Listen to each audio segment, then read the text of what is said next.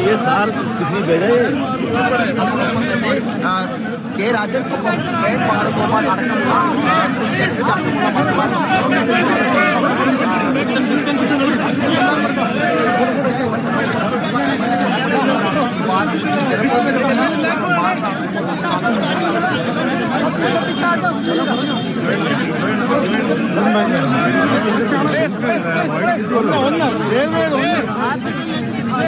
Please, please. Please.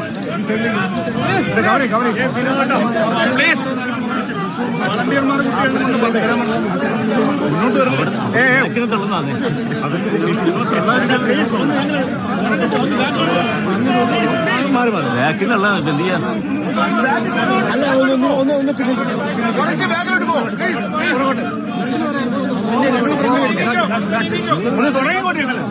Please please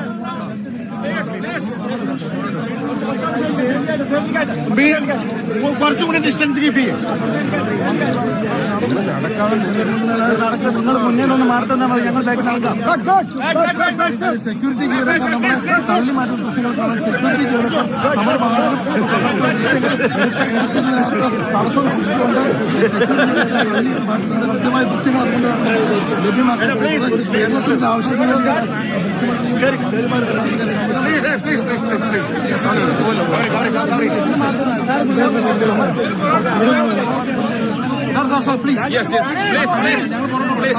നിങ്ങൾ എത്ര നേരമായി അതാണ്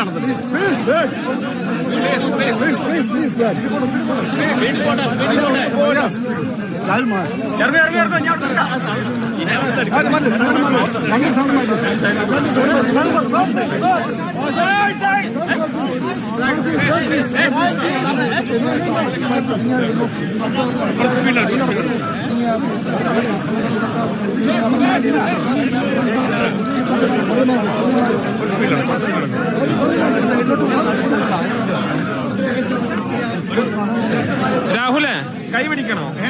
ഒരു കൈ പിടിക്കാം.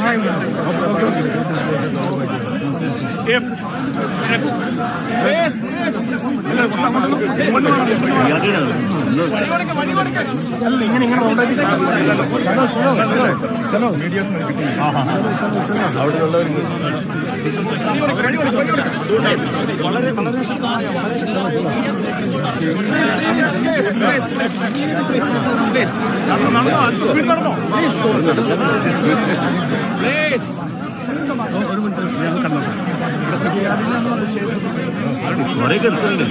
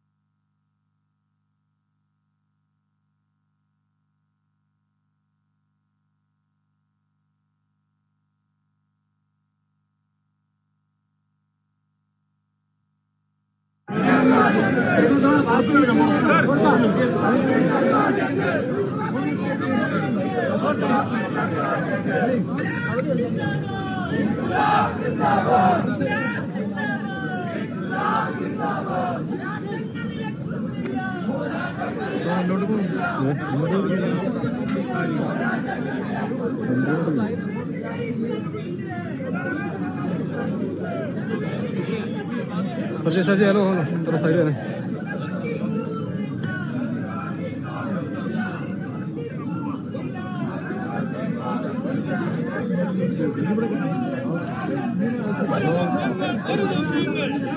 हेलो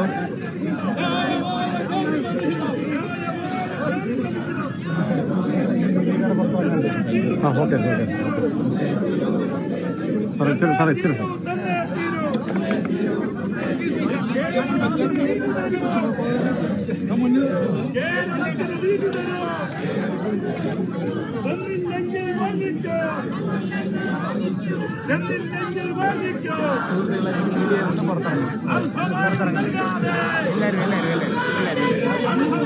ഒന്ന് പുറത്തിറങ്ങി ഒന്ന് പുറത്തിറങ്ങി please please please please media ഒന്ന് പുറത്തിറങ്ങി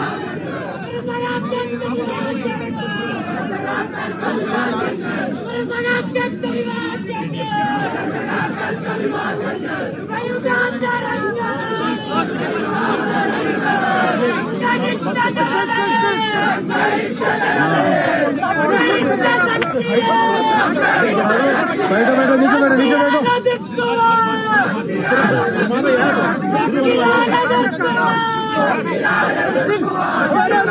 नीचे बैठो नीचे बैठो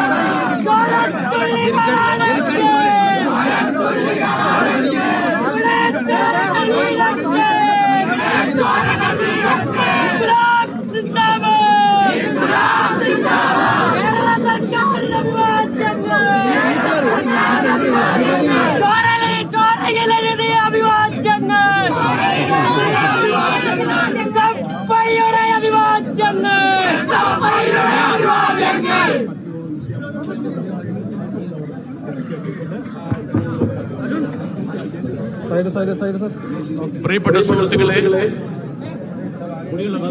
കേരളത്തിന്റെ സമരം ഇവിടെ ആരംഭിക്കാൻ പോവുകയാണ്. ദയവ് ചെയ്ത് വേദിയിൽ നിന്ന് ആൾക്കാർ ഒന്ന് മാറുക, രണ്ട് സൈഡിലേക്ക് ഒതുങ്ങി നിൽക്കുക. എല്ലാവരും അവരുടെ കസേരകളിൽ ഇരിക്കുക. കേരളത്തിന്റെ സമരം ഇവിടെ ആരംഭിക്കാൻ പോകുകയാണ്. ദയവ് ചെയ്ത് എല്ലാവരും തടസ്സം സൃഷ്ടിക്കുന്ന ഒരു സൈഡിലേക്ക് മാറുക പ്ലീസ്. ദയവ് ചെയ്ത് എല്ലാവരും സൈഡിലേക്ക് മാറുക, എല്ലാവരും സൈഡിലേക്ക് മാറുക please please please please. Photo ഒക്കെ പിന്നീട് എടുക്കാം, പ്ലീസ് മാറുക. പ്രിയപ്പെട്ട സഹോദരി സഹോദരന്മാരെ, കേരളത്തിന്റെ ഐതിഹാസികമായ സമരം ഇവിടെ ആരംഭിക്കാൻ പോകുകയാണ്. ഇന്ത്യ എന്നാൽ യൂണിയൻ ഓഫ് സ്റ്റേറ്റ്സ് ആണ്. നമ്മൾ വിളിച്ച മുദ്രാവാക്യം പോലെ ആരും ആരുടെ കീഴെയുമല്ല, ആരുടെ താഴെയുമല്ല. ഈ വാക്കുകൾ യഥാർത്ഥത്തിൽ ഭരണഘടനാ ശില്പിയായ ഡോക്ടർ BR അംബേദ്കറുടെയാണ്. ആ ആപ്തവാക്യത്തിന് അടിവരയിടാൻ വേണ്ടിയാണ് ബഹുമാനപ്പെട്ട മുഖ്യമന്ത്രിയും മന്ത്രിമാരും ജനപ്രതിനിധികളും ഇന്ന് തലസ്ഥാന നഗരിയിൽ ഈ ശൈത്യകാലത്ത് ഒരു സമരത്തിന് തുടക്കം കുറിച്ചിരിക്കുന്നത്. ഇന്ത്യയുടെ സമര ചരിത്രത്തിലെ ഏറ്റവും തിളങ്ങുന്ന ഒരേടായിട്ട് ഈ സമരം മാറുമെന്ന കാര്യത്തിൽ ഞങ്ങൾക്ക് തർക്കമില്ല. ഈ സമരത്തെ അഭിവാദ്യം ചെയ്യാൻ നിരവധി പ്രമുഖ വ്യക്തികൾ എത്തിയിട്ടുണ്ട്. ഈ ചടങ്ങ് ഔപചാരികമായി ആരംഭിക്കുന്നതിന്റെ ഭാഗമായി CPM-ന്റെ രാജ്യസഭാ കക്ഷി നേതാവ്, CPM കേന്ദ്ര കമ്മിറ്റി അംഗം ശ്രീ എളമരം കരീമിനെ സ്വാഗതം ആശംസിക്കാൻ വേണ്ടി ഞാൻ ക്ഷണിക്കുന്നു.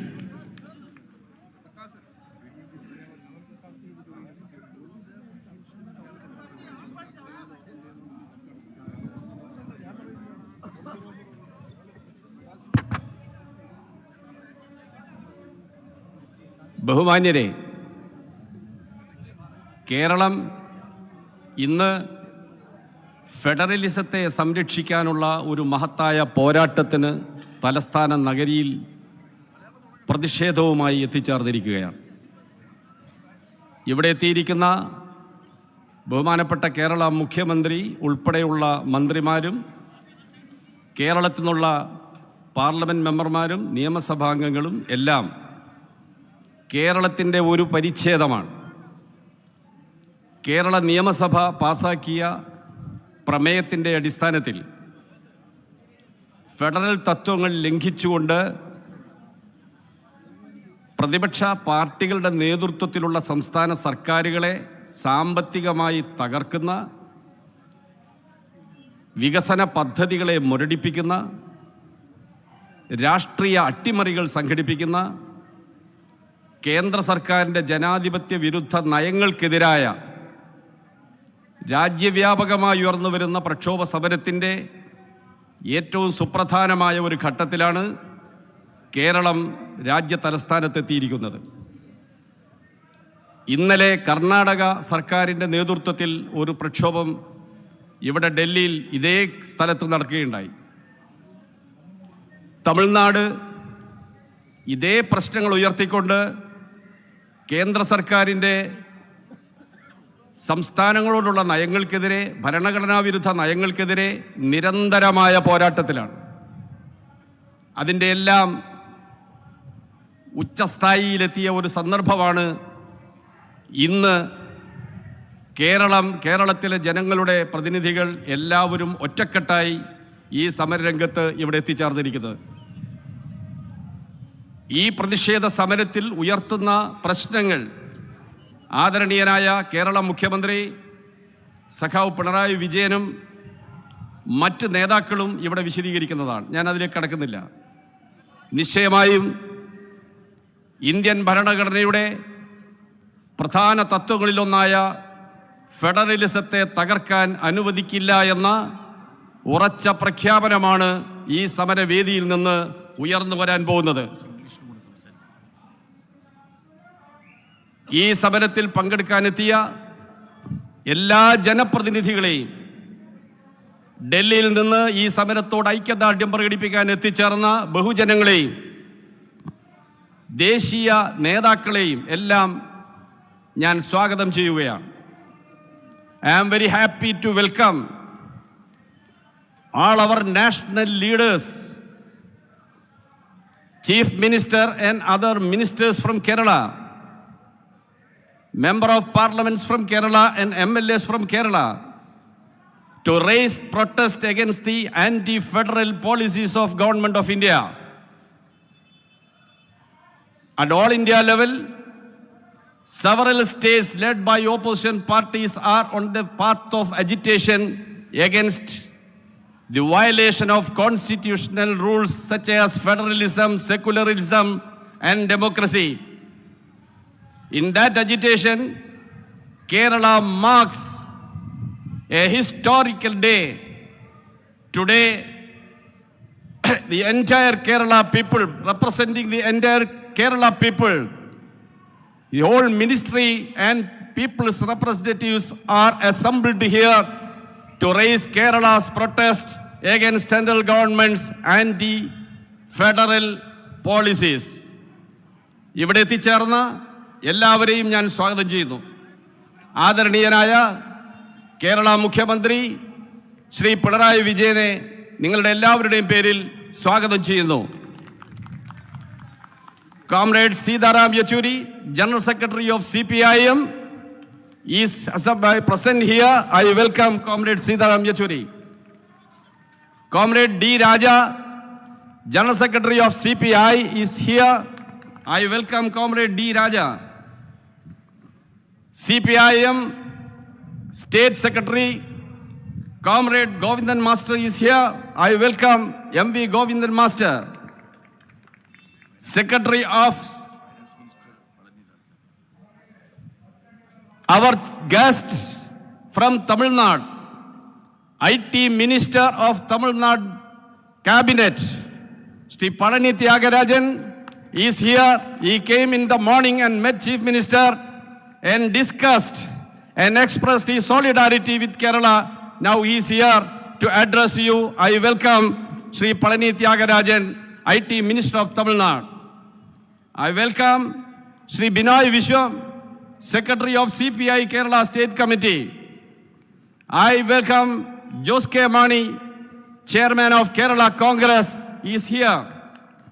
I welcome LDF convener, Kerala State convener, Comrade E.P. Jayarajan, Comrade Prakash Karat, Brinda Karat, M.A. Baby, A. Vijay Raghavan, and several other leaders are present here to express their solidarity with this historic agitation. I welcome you all, particularly the media persons and the peoples from the Delhi city who are come here to express their solidarity to the protest of Kerala people. All of you, once more, I welcome. Comrade Binoy Vishyam will preside over this function.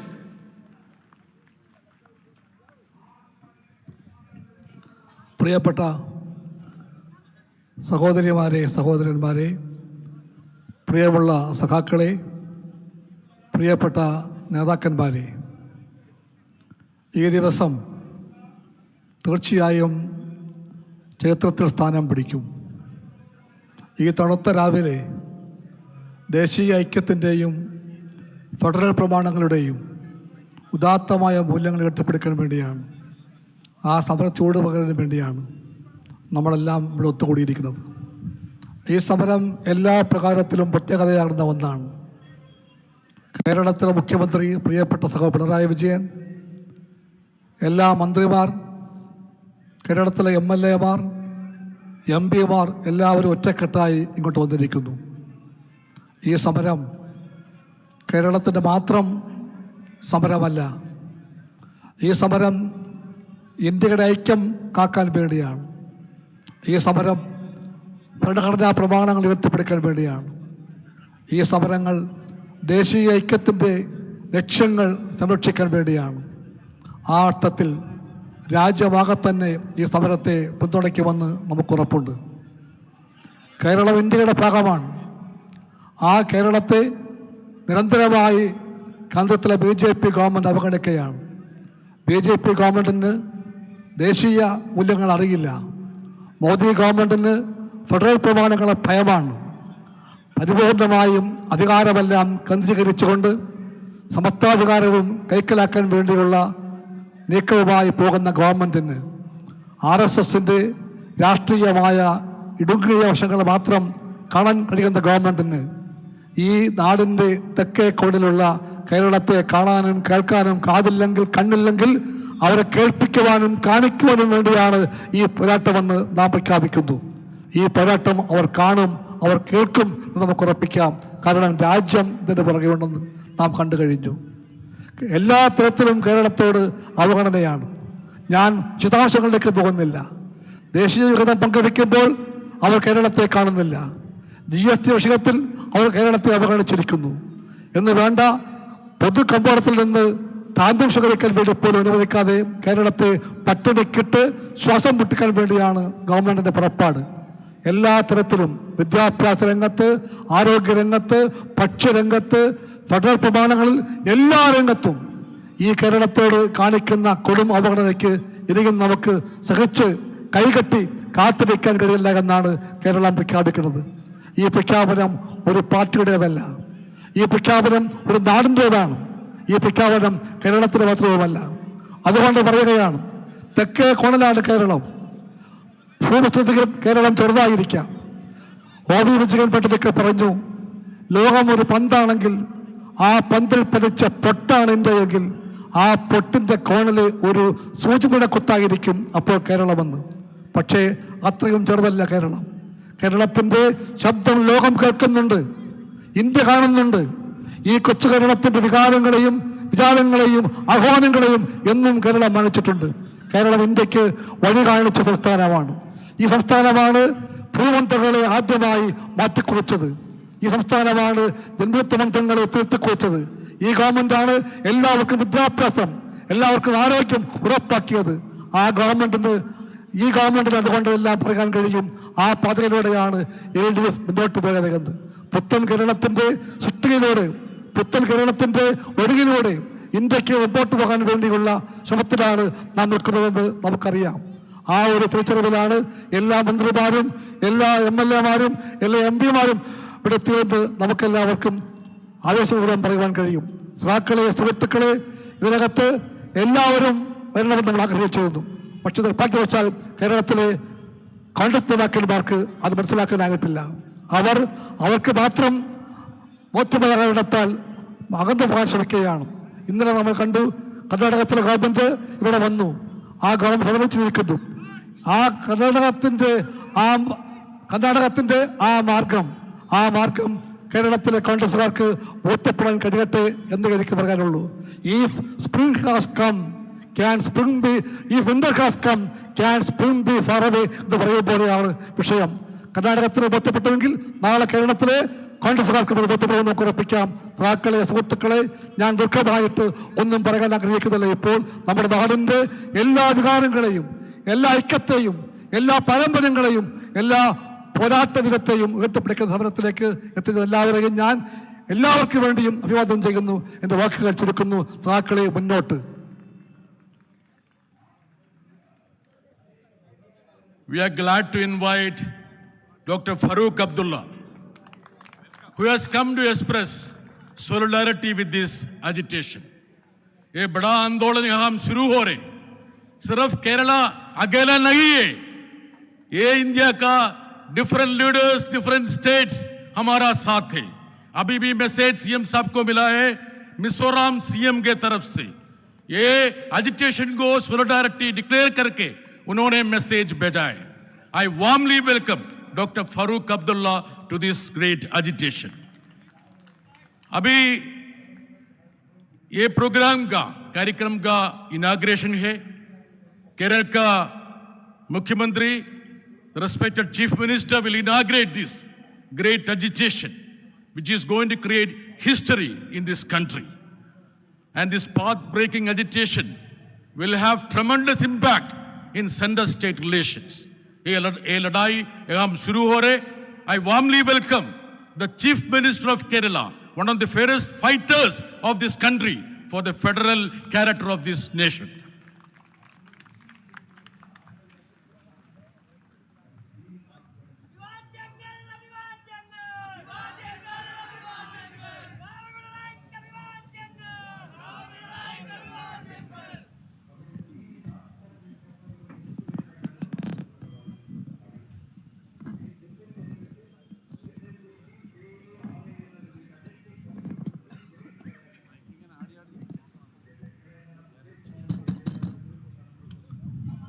സഹോദരീ സഹോദരന്മാരെ,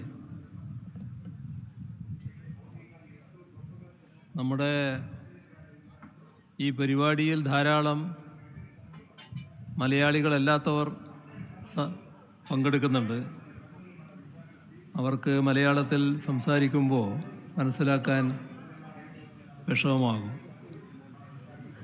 അതുകൊണ്ട് ആദ്യ ഭാഗം, കുറച്ച് ഭാഗം ഞാൻ ഇംഗ്ലീഷിൽ പറയാമെന്നാണ് ഉദ്ദേശിക്കുന്നത്. ഇവിടെ നമ്മുടെ ഈ സമരത്തെ അഭിവാദ്യം ചെയ്യാൻ ദേശീയ നേതാക്കൾ വേദിയിലുണ്ട്. ഇനിയും ഒട്ടേറെ പേർ എത്തിച്ചേരാനുമുണ്ട്. അവർ പറയുന്നത് കേൾക്കലും വളരെ പ്രധാനമാണ്. അതുകൊണ്ട് വളരെ കൂടുതൽ കാര്യങ്ങളിലേക്ക് കടന്നു പോകുന്നതിൽ അനൗചിത്യമുണ്ട്. എങ്കിലും കേരളം എന്തുകൊണ്ട് ഇത്തരമൊരു സമരത്തിലേക്ക് വരേണ്ടി വന്നു എന്നത് പറയാതിരിക്കുന്നതും അനൗചിത്യമാകും. അപ്പോൾ ഈ രണ്ട് അനൗചിത്യത്തിൻ്റെ നടുക്കാണ് ഞാൻ നിൽക്കുന്നത്. അതുകൊണ്ട് അഥവാ ദീർഘിച്ചു പോകുന്നുണ്ടെങ്കിൽ ക്ഷമിക്കണമെന്നാണ് എനിക്ക് ആദ്യമേ തന്നെ പറയാനുള്ളത്. Dear friends and comrades, greetings to you all. Today we are at a historical juncture of the Indian Republic. A democracy that was envisaged as a union of states is slowly and steadily being crippled into an undemocratic union over states. We are seeing its manifestations around the country especially in opposition-ruled states. We have all come together to register our strong protest against this and to preserve the federal structure of India. Today, we are marking the beginning of a renewed fight that would herald a dawn of ensuring equitable treatment of the states. This fight would also strive to maintain a balance in the center-state relations. Thus, the 8th of February 2024 is going to be a red-letter day in the history of the Republic of India. At the outset, let me extend a warm welcome and convey greetings to all those who have gathered here representing various state governments and opposition political parties.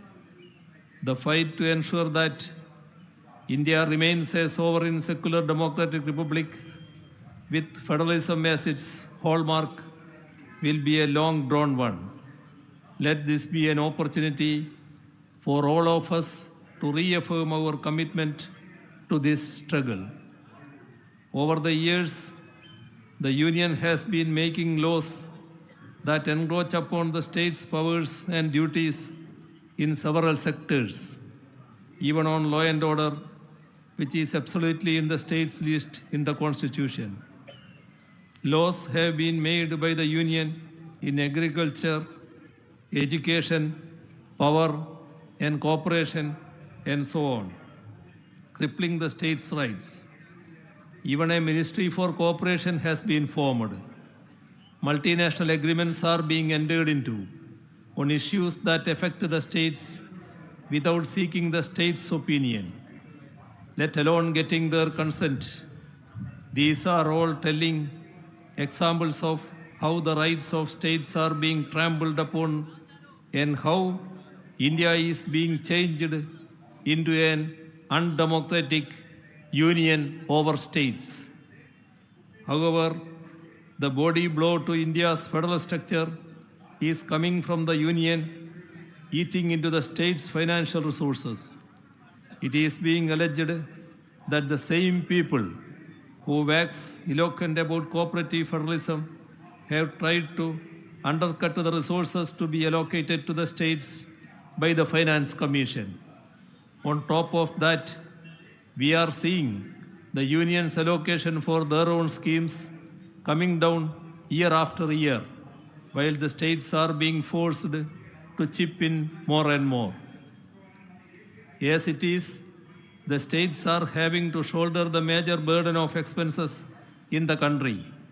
According to RBI reports, the states are having to cover a substantial 65% of the country's total expenses, with the Union's contribution being only 35%. But when it comes to revenue sharing, it goes in the reverse direction. The Union government pockets about 65% and the states are left with only 35%. States have to meet 65% of the expenses with only 35% of the revenue. Even in the interim budget that was presented a few days back, the states are being further squeezed as the loans given for capital expenditures have been reduced. Despite the Union having a lower share than the states in many central schemes, they are keen to brand them. They even go to the extent of saying that funds will not be issued if there is no branding. Branding is essentially labeling. By doing so, the self-worth of the beneficiaries of such schemes is being questioned. No responsible government that sees development and welfare as people's genuine rights can name and shame their own citizens. Let us take the examples of Kerala's Life Mission. So far, 3,74,508 houses have been built under it. A total of rupees 17,104 crores and 87 lakhs has been spent for it. the union share in it is merely rupees 2,081 crore 69 lakhs only, a paltry 12.17%. 87.83% of it has been borne by the government of Kerala and LSGDs in Kerala. Even in this project, they are adamant that they should be named. If not, they say that they will withhold even their minuscule share, just because the union demands that their name board should be kept. Let us not be under any illusion that this project is their benevolence. Just imagine the pitiable scene of a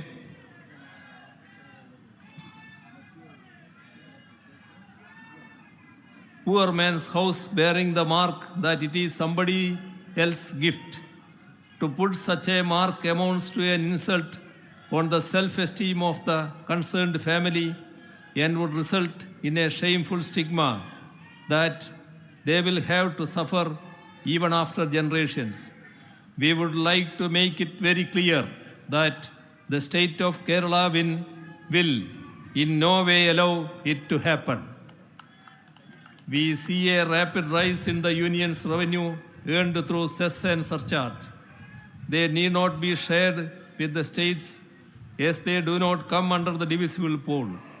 There has been a rise of 133% in collection of major cess and surcharge levied by the union government on various products between 2017-18 and 2022-23.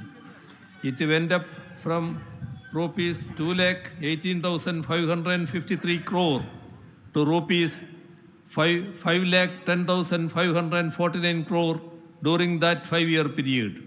Despite amassing all this revenue, not a single penny from it is shared with the states. We all know what has happened with the GST compensation. It was regularly being delayed, and it was when many of us state governments decided to approach the Honorable Supreme Court together that the union government disbursed arrears. The revenue neutral rate that was predicted when GST was being rolled out is said to be achieved. Yet, GST compensation has been done away with.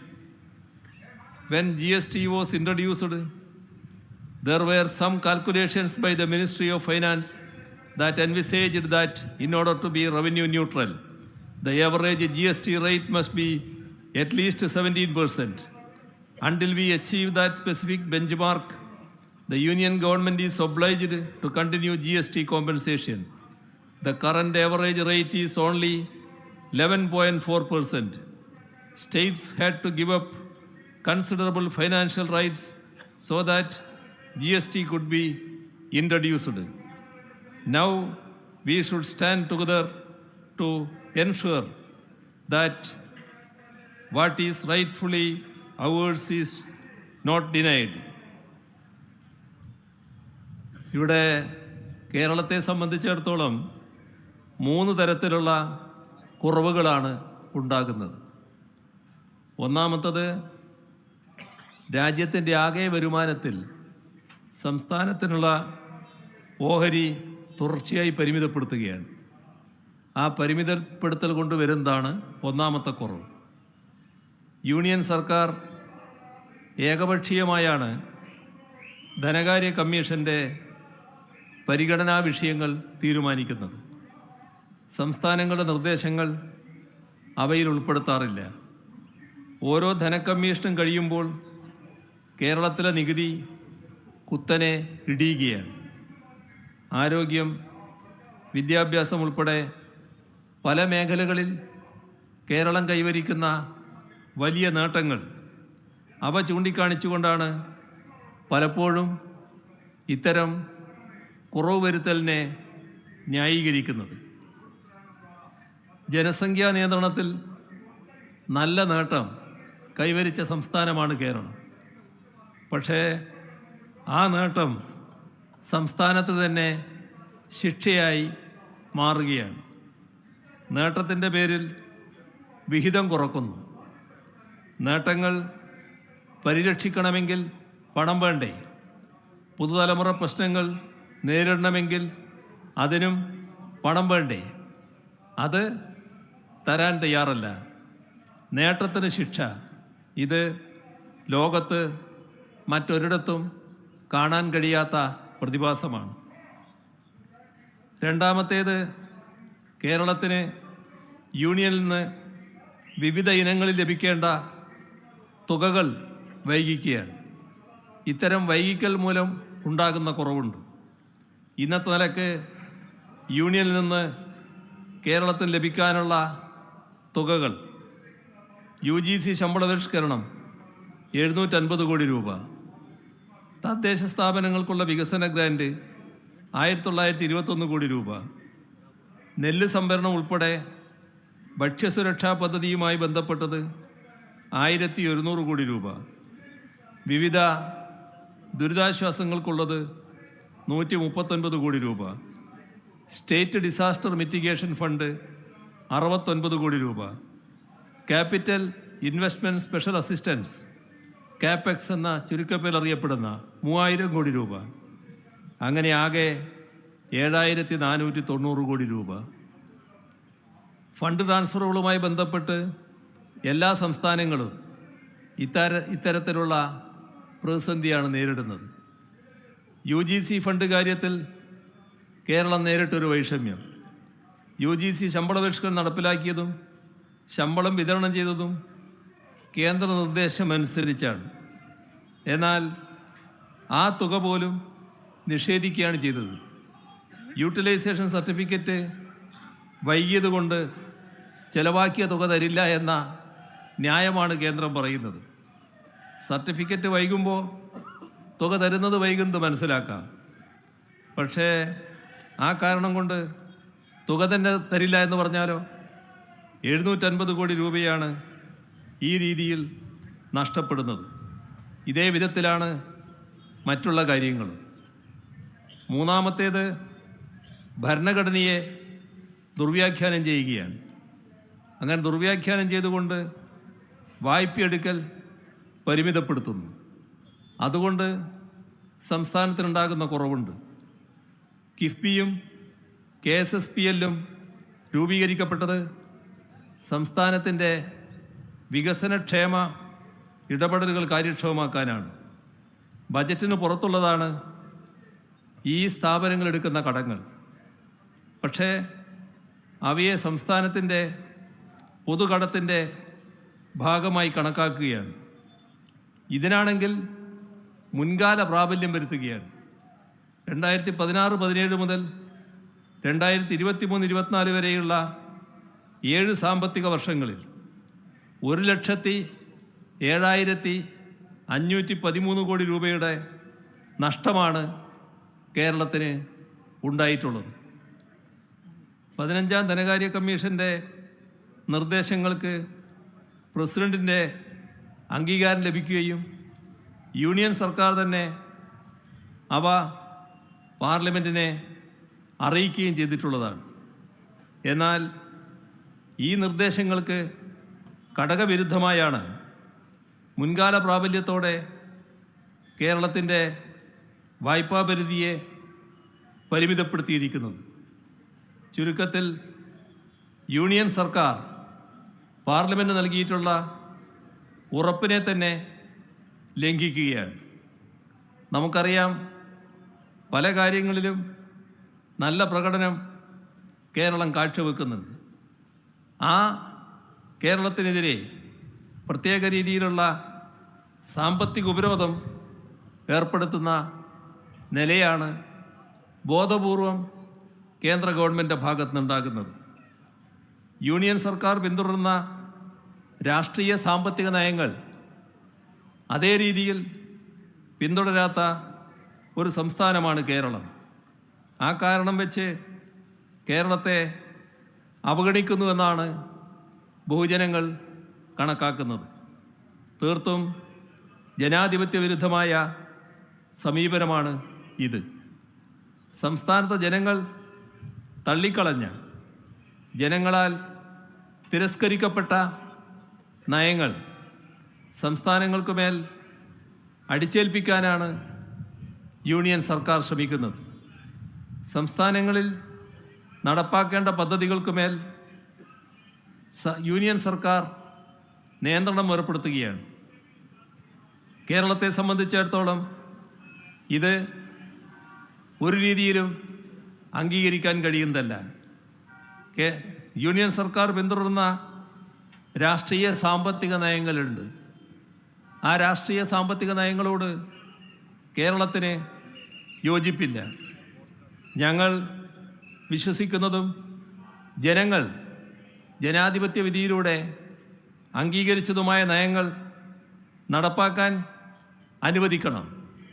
അല്ലെങ്കിൽ അത് ജനാധിപത്യത്തെ കശാപ്പ് ചെയ്യലാകും. അത് ഭരണഘടനാ ധ്വംസനവുമാകും. Union സർക്കാരിൻ്റെ ഇത്തരം വിവേചനങ്ങൾ കേരള സമ്പദ്ഘടനയ്ക്കും സമൂഹത്തിനും മേൽ ദൂരവ്യാപകമായ പ്രത്യാഘാതങ്ങളാണ് ഉണ്ടാക്കാൻ പോകുന്നത്. കേരളത്തിൻ്റെ ഇപ്പോഴത്തെ GSDP ഏതാണ്ട് 11 ലക്ഷം കോടി രൂപയാണ്. വായ്പ പരിമിതപ്പെടുത്തിക്കൊണ്ട് മാത്രം ഇതിൻ്റെ ഏകദേശം 10% കേരളത്തിന് നഷ്ടപ്പെടുന്നത്.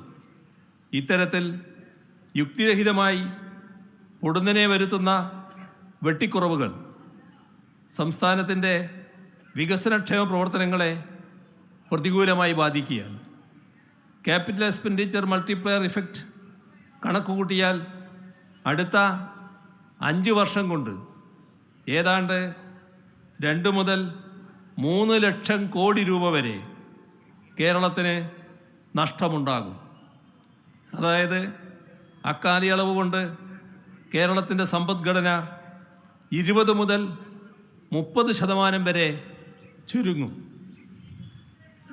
2018 പ്രളയത്തിൻ്റെ ഘട്ടത്തിലും കേരളത്തോട് ഇത്തരത്തിൽ യൂണിയൻ സർക്കാർ വിവേചനം കാട്ടിയിരുന്നു. പ്രളയത്തെ അതിജീവിക്കാനുള്ള പാക്കേജ് ഒന്നും കേരളത്തിന് പ്രത്യേകമായി ഏർപ്പെടുത്തിയില്ല. പ്രളയഘട്ടത്തിൽ നടത്തപ്പെട്ട ദുരിതാശ്വാസ പ്രവർത്തനങ്ങൾക്ക് നിർബന്ധപൂർവം പണം ഈടാക്കി.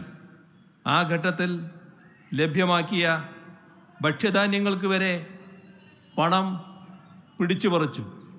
ഇത്തരം ദുരന്തങ്ങൾ അടിക്കടി ഉണ്ടാകുന്നതുകൊണ്ട് കേരളത്തിലൊരു കാലാവസ്ഥാ ഗവേഷണ കേന്ദ്രം ഏർപ്പെടുത്തണമെന്ന് കേരളം ആവശ്യപ്പെട്ടു.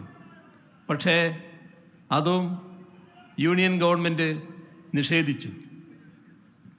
പ്രളയഘട്ടത്തിൽ കേരളത്തിന് സഹായം ലഭ്യമാക്കാനായി പല വിദേശ രാജ്യങ്ങളും സ്വമേധയാ മുന്നോട്ട് വന്നു.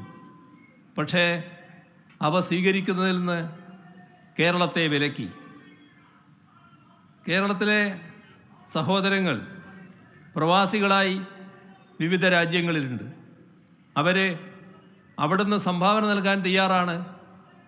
ഏതെങ്കിലും മന്ത്രിമാരാരെങ്കിലും വന്നാൽ നന്നാകുമെന്ന് പറഞ്ഞതിൻ്റെ ഭാഗമായി അവരെ പോയി കാണുന്നതിന് കേരളത്തിന് തീരുമാനമെടുത്തു. പക്ഷേ കേരളത്തിൻ്റെ മന്ത്രിമാരെ യൂണിയൻ സർക്കാർ വിലക്കുന്ന നിലയാണ് എടുത്തത്. എത്ര മനുഷ്യത്വരഹിതമായ രീതിയിലാണ് കേന്ദ്ര ഗവൺമെൻറ്റിൻ്റെ സമീപനമെന്താണ് ഇത് കാണിക്കുന്നത്.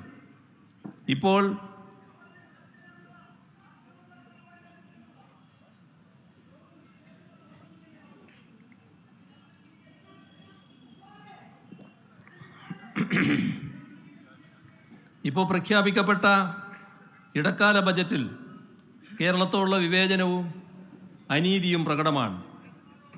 കേരളത്തിൻ്റെ ആവശ്യങ്ങളൊന്നും അംഗീകരിക്കപ്പെട്ടിട്ടില്ല.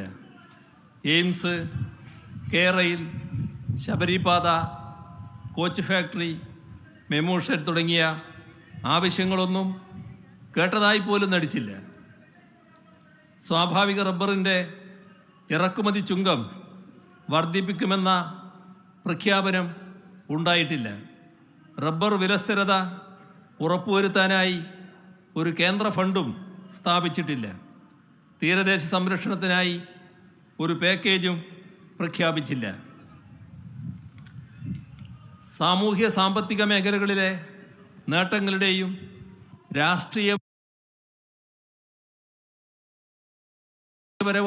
രാഷ്ട്രീയപരവും പ്രത്യയശാസ്ത്രപരവുമായ വ്യത്യാസങ്ങളുടെയും പേരിൽ കേരളത്തെ ശിക്ഷിക്കുകയാണ്.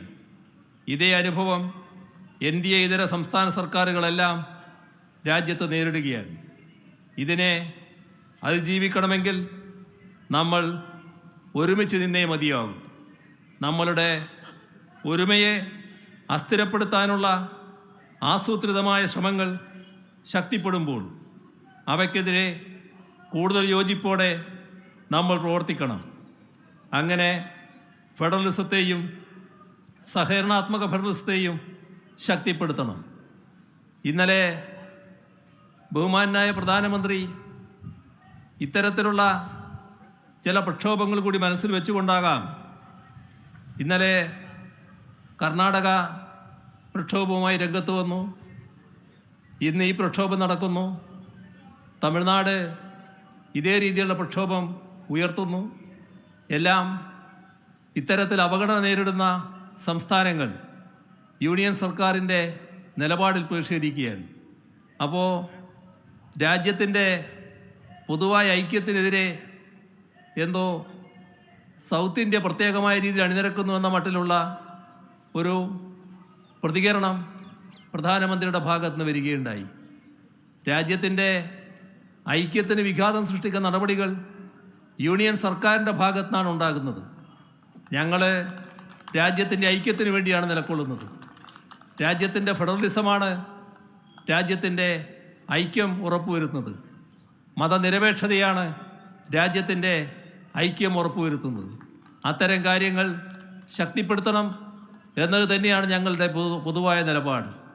അതിൽ ഏതെങ്കിലും തരത്തിലുള്ള വെള്ളം ചേർക്കലുകൾ നടക്കുമ്പോൾ, അതിന് വ്യതിയാനങ്ങളുണ്ടാകുമ്പോൾ അതിനെതിരെ ഞങ്ങൾ പ്രതികരിക്കുന്നുവെങ്കിൽ അത് രാജ്യത്തിൻ്റെ ഐക്യത്തിനാണ് വഴിവെക്കുക എന്നുള്ളതാണ് ഞങ്ങൾക്ക് ആ കാര്യത്തിൽ പറയാനുള്ളത്.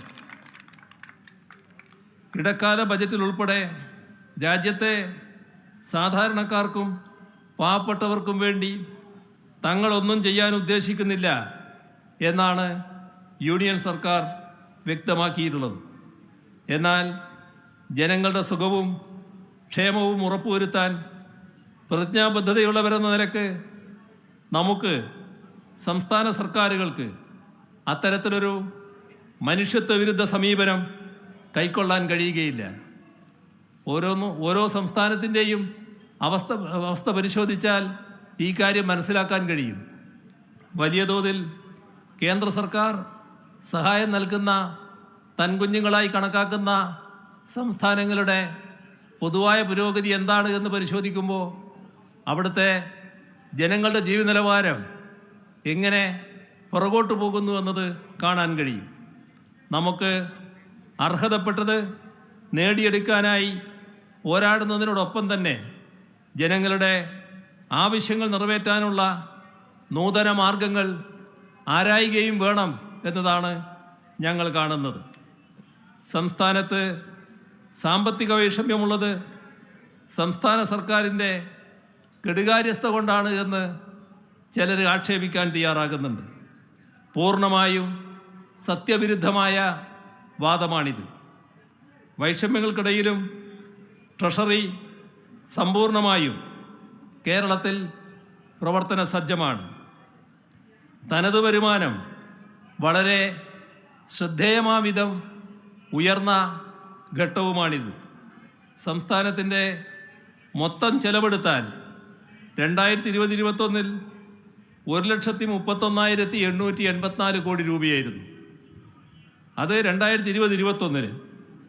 അപ്പോൾ 2022-23 1,58,738 കോടി രൂപയായി ഉയർന്നു. 1,31,000 കോടിയിൽ നിന്ന് 1,58,000 കോടിയായി ഉയർന്നു. ഈ വർഷാവസാനം അത് 1,68,407 കോടി രൂപയായി ഉയരുമെന്നാണ് നാം കാണേണ്ടത്. ഇത് സംസ്ഥാനത്തിൻ്റെ സാമ്പത്തിക സജീവതയാണ് കാണിക്കുന്നത്, കെടുകാര്യസ്ഥയല്ല. തനത് വരുമാനത്തിൽ കാര്യമായ വർധനവുണ്ടാക്കിക്കൊണ്ട് തന്നെയാണ് കൂടുതൽ തുക ചെലവിട്ടത്. ഒറ്റ വർഷം കൊണ്ട് തനത് നികുതി വരുമാനം 2020-21 47,661 കോടി രൂപയായിരുന്നത് 2021-22 58,341 2022-23 71,968 കോടി രൂപയായും സംസ്ഥാനത്തിന് ഉയർത്താനായി. വർഷാവസാനം 78,000 കോടി രൂപയാവും. അതായത് 2020-21 നിന്ന് 47,661 കോടിയിൽ നിന്ന് ഈ വർഷം അവസാനമാകുമ്പോൾ 78,000 കോടി രൂപയിലേക്ക് ഉയർത്താൻ സംസ്ഥാനത്തിന് കഴിയുകയാണ്. ഇത് കേന്ദ്ര ഗവൺമെൻറ്റിൻ്റെ ഭാഗത്തു നിന്നുള്ള എല്ലാ ദ്രോഹ നടപടികളും ഉണ്ടായിട്ടും കേരളത്തിലെ സാമ്പത്തിക നിശ്ചലത ഉണ്ടായില്ല എന്നാണ് വ്യക്തമാക്കുന്നത്. ഇങ്ങനെ തനത് വരുമാനം ഉയർത്തിയെടുത്തതാണോ സാമ്പത്തിക കെടുകാര്യസ്ഥത? കേന്ദ്രത്തിൻ്റെ വിപരീത നിലപാടുകളൊക്കെ ഉണ്ടായിട്ടും ക്ഷേമ സേവന മേഖലകളിൽ ഒരു കുറവും വരുത്തിയില്ല. കാര്യമായ വർധനവ് ഉണ്ടാക്കാനും കഴിഞ്ഞു. 65 രൂപ സംസ്ഥാനം പിരിച്ചെടുത്താൽ 35 രൂപ കേന്ദ്രം തരുമെന്നാണ് കണക്ക്. കേരളം തനത് നികുതി വരുമാനമായി 79 രൂപ പിരിച്ചെടുക്കുമ്പോൾ കേന്ദ്രം തരുന്നത് 21 രൂപയാണ്. ഇത് മറ്റിതര സംസ്ഥാനങ്ങളുടെ കണക്ക് നോക്കണം. ഉത്തർപ്രദേശിന് 100-ൽ 46, ബീഹാറിന് 100-ൽ 70, കേരളത്തിന് 100-ൽ 21. ഇതിനെ വിവേചനമെന്നല്ലാതെ എന്താണ് പറയേണ്ടത്? സംസ്ഥാനങ്ങൾക്കായി വിഭജിക്കുന്ന നികുതിയിലെ കേരളത്തിൻ്റെ വിഹിതം 10ാം ധനകാര്യ കമ്മീഷൻ്റെ കാലത്ത് 3.87% ഇത് 14ാം ധനകാര്യ കമ്മീഷനിൽ 2.5% 15ാം ധനകാര്യ കമ്മീഷനിൽ 1.9% കുറഞ്ഞു. ഇതിൻ്റെ ഫലമായി കേരളത്തിനുണ്ടായ നഷ്ടം 18,000 കോടി രൂപയാണ് എന്നത് കേന്ദ്രത്തിന് അറിയാത്തതല്ല. സംസ്ഥാനത്ത് ലഭിക്കേണ്ട കേന്ദ്ര വിഹിതത്തിൽ 57,400 കോടി രൂപയുടെ വെട്ടിക്കുറവാണ് വരുത്തിയിട്ടുള്ളത്. അതിൻ്റെ വിശദാംശങ്ങൾ പലവട്ടം പറഞ്ഞിട്ടുള്ളതാണ്. GST നഷ്ടപരിഹാരം നിർത്തലാക്കിയതിനെ തുടർന്ന് 12,000 കോടി, റവന്യൂ ഡെഫിസിറ്റ് ഗ്രാന്റ് ഇനത്തിൽ 8,400 കോടി, നേരത്തെ പറഞ്ഞ കിഫ്ബിയുടെ അതേപോലെ പെൻഷൻ കമ്പനിയുടെ വായ്പകൾ പൊതുകടമായി കണക്കാക്കിയതിലൂടെ കടപരിധിയിൽ വെട്ടിക്കുറവ് വരുത്തിയതിൻ്റെ ഭാഗമായി 7,000 കോടി, പബ്ലിക് അക്കൗണ്ടിലുള്ള പണം പൊതുകടത്തിലേക്ക് ഉൾപ്പെടുത്തിയതിലൂടെ 12,000 കോടി. ഇതാണ് കേരളത്തിൻ്റെ നഷ്ടങ്ങളുടെ മറ്റൊരു പട്ടിക. കേന്ദ്രത്തിൻ്റെ സംസ്ഥാന വിരുദ്ധ നടപടികളുടെ തുടർ പരമ്പര ഉണ്ടായത് ഏത് ഘട്ടത്തിലാണ് എന്നതുകൂടി നാം ഇവിടെ ഓർക്കണം. അഭൂതപൂർവമായ നൂറ്റാണ്ടിലെ മഹാപ്രളയം, നിപ്പ, കോവിഡ് തുടങ്ങിയ മഹാമാരികൾ, ഇവയെല്ലാം കൊണ്ട് കേരളം വലിയ തോതിൽ ദുരന്തത്തിലായ ഘട്ടം.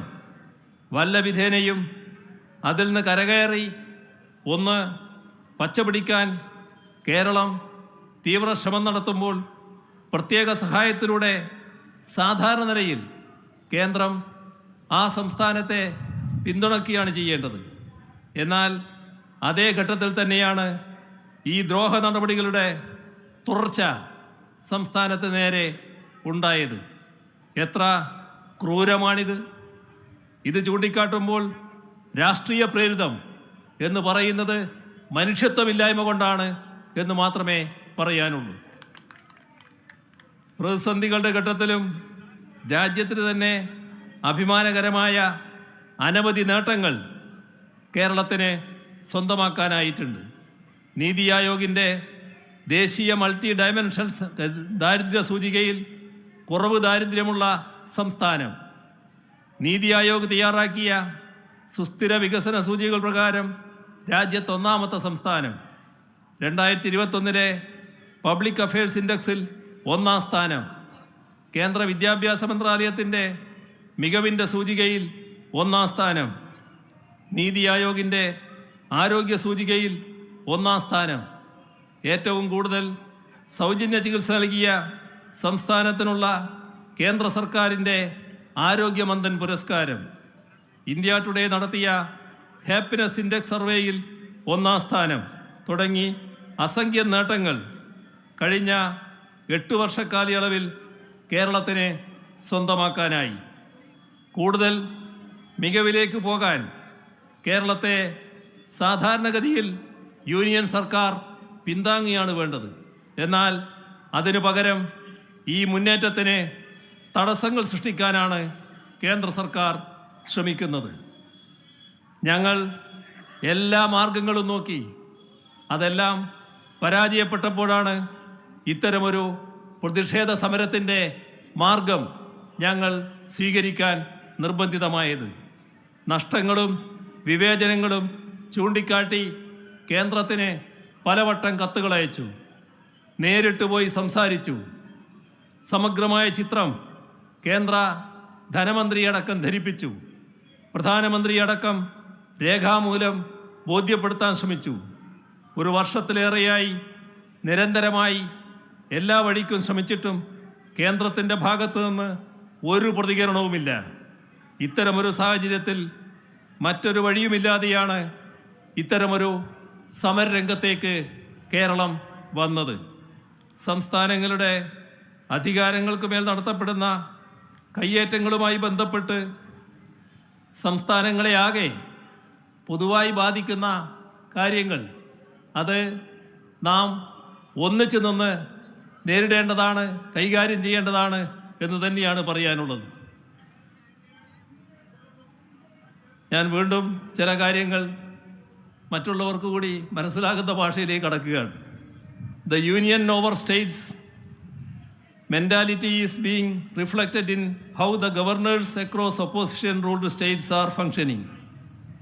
Constitutionally, governors are to exercise their duties on the advice of the state cabinets.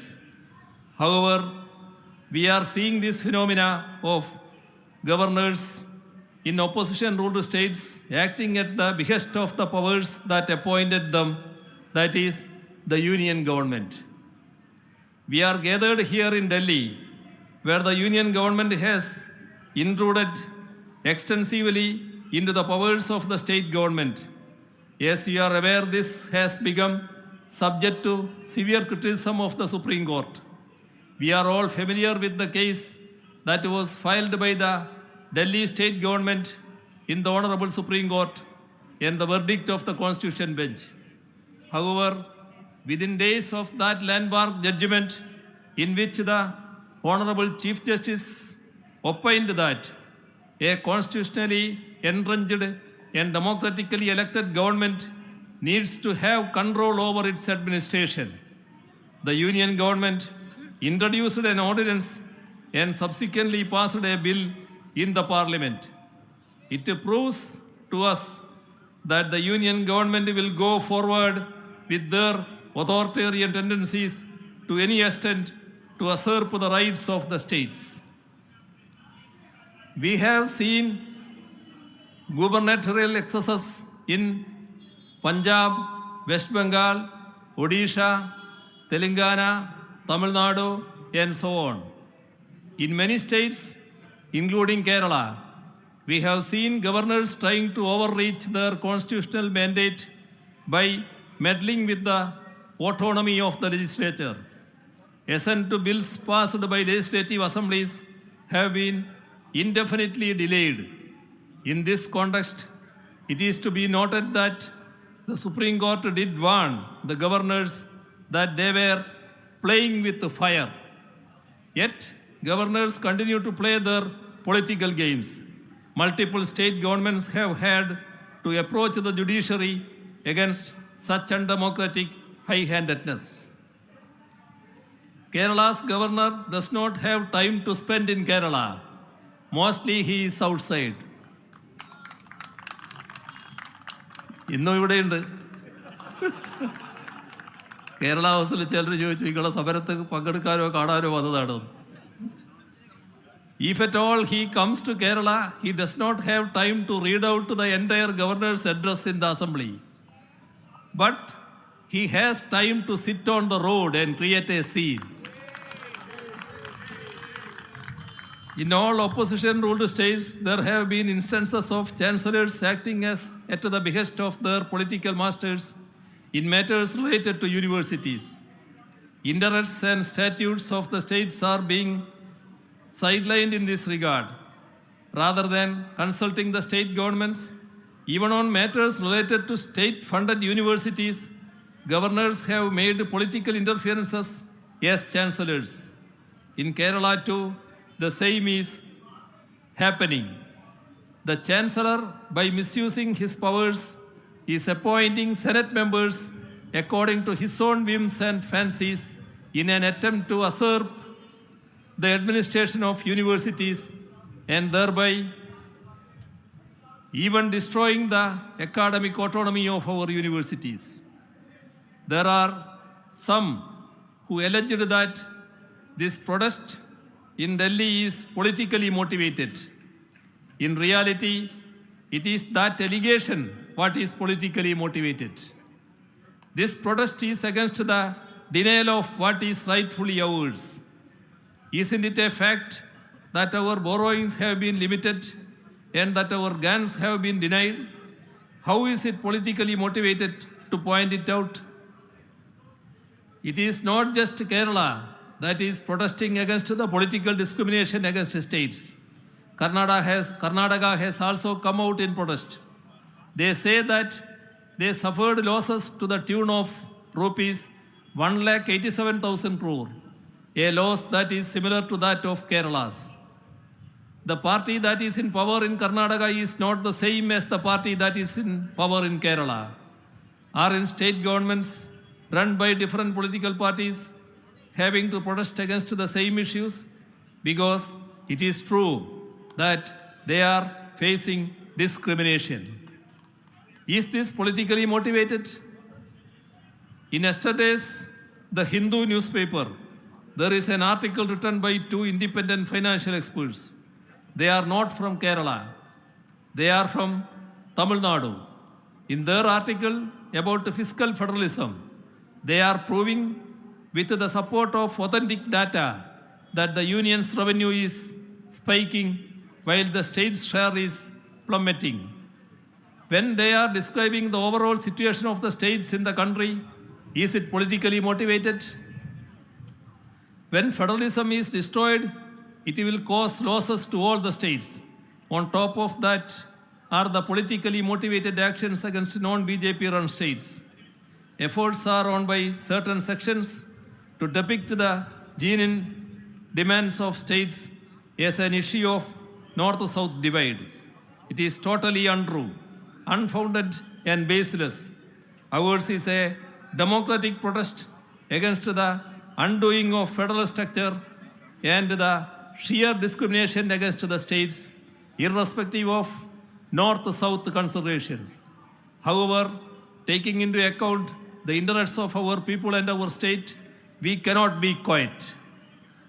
In our attempts to strengthen federalism and cooperative federalism, all these issues need to be addressed in such a way that India flourishes as a union of states instead of nose diving into an autocratic union over states. I hope that today's gathering will go a long way in reaffirming our resolve to strengthen our states and thereby our country. Let us hope that more states and opposition parties will join hands in this democratic struggle. Let me conclude by thanking you all for your presence and by extending greetings to you all once again. Thank you.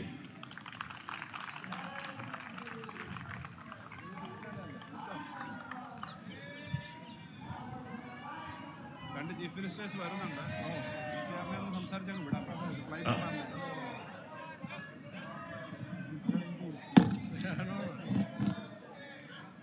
Chief Ministers of Delhi and Punjab, Mr. Kejriwal ji and Mr. Bhagwant Mann, are coming here to express their solidarity for this great agitation. ये आंदोलन के लिए solidarity declare करने के लिए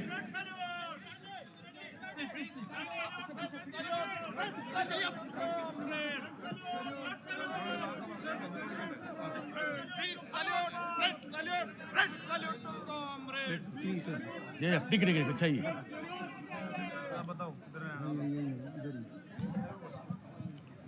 Yes, please sit down, please. It's a historical moment for this agitation in Kerala. Two chief ministers, Delhi Chief Minister Mr. Kejriwal and Punjab Chief Minister Mr. Bhagwant Mann, both of them represent at least 6 crores of people in this country. They have come to declare their solidarity. We also have leader of VCK, Dr. Tiruma Vallavani here, Member of Parliament, Lok Sabha. With the permission of Dr. Farooq Abdullah ji, Kejriwal ji, Bhagwant Mann ji, and other senior leaders, let me now invite Sri Palanivel Tyagarajan, the Minister of IT in Tamil Nadu. Let me just briefly say, he is one of the brave fighter for center-state relations. When he was the finance minister of Tamil Nadu, he jointly fought with Kerala for the rights of the states. Center और राज्यों के बीच में न्याय होने के लिए जितना लड़ाई कर रहा है, इसका आगे है हमारा दोस्त PTR. With your permission, I invite Mr. PTR to address this historic agitation.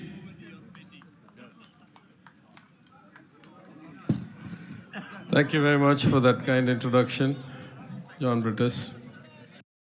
Paying my respects to the Honorable Chief Ministers of Kerala, of Delhi, of Punjab, to the many ministers, parliamentarians, legislative members of Kerala, of other states, of our colleagues from Tamil Nadu,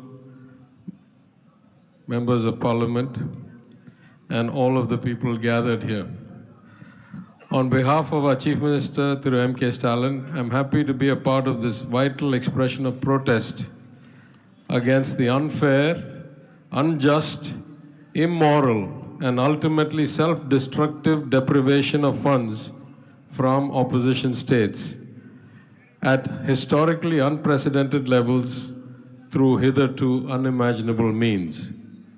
In his DO letter to the Honorable Chief Minister of Kerala, our Chief Minister pointed out 3 or 4 extreme examples. The first is the use of Article 293, subsection B of the Constitution, for the Finance Ministry of the Union Government of India to override the legislative powers of the states who have their own equivalents to the FRBM Acts and are empowered under the Constitution to set their own borrowing limits. However, unelected members of the Finance Ministry of the Union Government override the legislative powers of the state and set borrowing limits using the back door of 293B. Going further, they use unfairly low estimates of the GSDP of our state and therefore set a limit as 3% or 3.5% of a much lower GSDP than those actually realized. Further, they force us to take any debts incurred in the public sector undertakings like the electricity board onto our state financing limit. And finally, he pointed out that schemes like the Chennai Metro, where the Government of India should have infused its share of equity and therefore removed those borrowings from our borrowing limit, they have refused to do so for many years and forced those borrowings onto our balance sheet and therefore affect our overall borrowing capacity. The Chief Minister has already pointed out the many ways in which we are deprived of our share of funding. primarily starting with the excessive use of surcharges and cesses, where the government of India does not share those revenues with the states and instead, at its own discretion, in its own schemes, decides how those should be distributed. At one time, Tamil Nadu used to get about 70% of its revenues from the union as share of taxes and 30% under central schemes. Right now, we get less than half our revenues from share of taxes and the other half from central schemes. And those schemes are grossly biased against states like Tamil Nadu. Whenever we ask for any support, there is always a response of silence. When we ask for our airports to be declared international airports, they don't do it, and they open airports in BJP states. When we ask for AIIMS or NIPER to be funded as announced in the union budget, they don't do it and leave them as mere announcements. When we ask for relief from historic floods, they don't allocate 1 rupee and show no compassion at all. In fact, if you look at the way they fund the schemes, as the Honorable Chief Minister pointed out, when they start at 80-20 union to state. In 2 years, it's 20-80, 20% their money, 80% our money. Yet, we are told, we have to brand them as union schemes, we have to use the Prime Minister's name, we have to use the Prime Minister's image, otherwise we will not even get that 20% of the funding. With the way that we are going towards direct benefit transfers, it will not be too long before most people will not see the image of Mahatma Gandhi on the rupee notes, and instead will only be required to see the image of the Prime Minister on the identity of the scheme. These kinds of biases have been aggravated and exacerbated by the nature of GST. Many say that it is an example of federalism. I'll say the good news. The Union Finance Minister, whenever she chairs these meetings, is unfailingly courteous and allows everybody to speak. But that's about as far as federalism goes.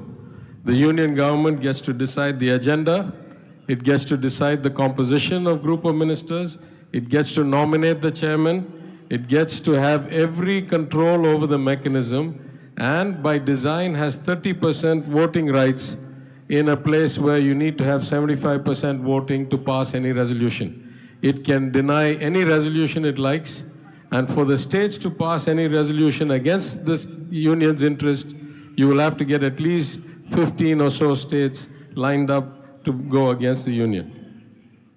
This is not federalism. If we say, so you cut our actual allocations, you cut our funds, let us at least go and borrow them from the market. They reduce our borrowing capacity in every way possible. They cut our GDP from their own CSO's estimate to some artificial level, force us to take some percentage on that, 3.25%, 3.5%, while they, in a shameless sign of hypocrisy, consider it a brilliant outcome if their fiscal deficit is 5 or 5.5 or 6%, but hold us to limits like 3 or 3.25 or 3.5. So they will not give us money and they will not let us borrow. What are the other channels available for us? We want to get foreign direct investment. What do? They deny us permission to go overseas to seek investment. The Foreign Affairs Ministry routinely rejects applications from state ministers to travel overseas. They retard or delay inbound missions who come to meet us. They divert investments to their preferred states and to GIFT City. They restrict the World Bank or ADB from funding more than one project in one state in a year. And they delay or stall FIPB approval and cabinet approval. In every way possible, they want to constrain our fiscal flexibility and our ability to service our people's needs. And yet, we have to continue this fight. In fact, from my party, I say that I learned the fight for states' rights and federalism from Peraringer Anna, who founded the party, from Talaivar Kalaignar, who ran it for more than 50 years, and from my Chief Minister, through M.K. Stalin. But one of the things we learned from Peraringer Anna is that we must take credit and join with all those whose principles match ours, and we must give them credit as well.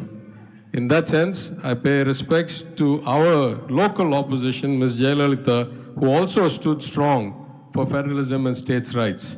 And I must mention here that I pay my respects to the one-time champion of federalism, the three-time Chief Minister of Gujarat, Thiru Narendra Modi, who was once the greatest champion of federalism when he was the Chief Minister.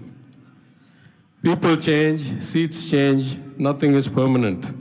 We are in a situation where many of us were once not elected, now are elected, someday will not be elected again. But some truths can never be changed.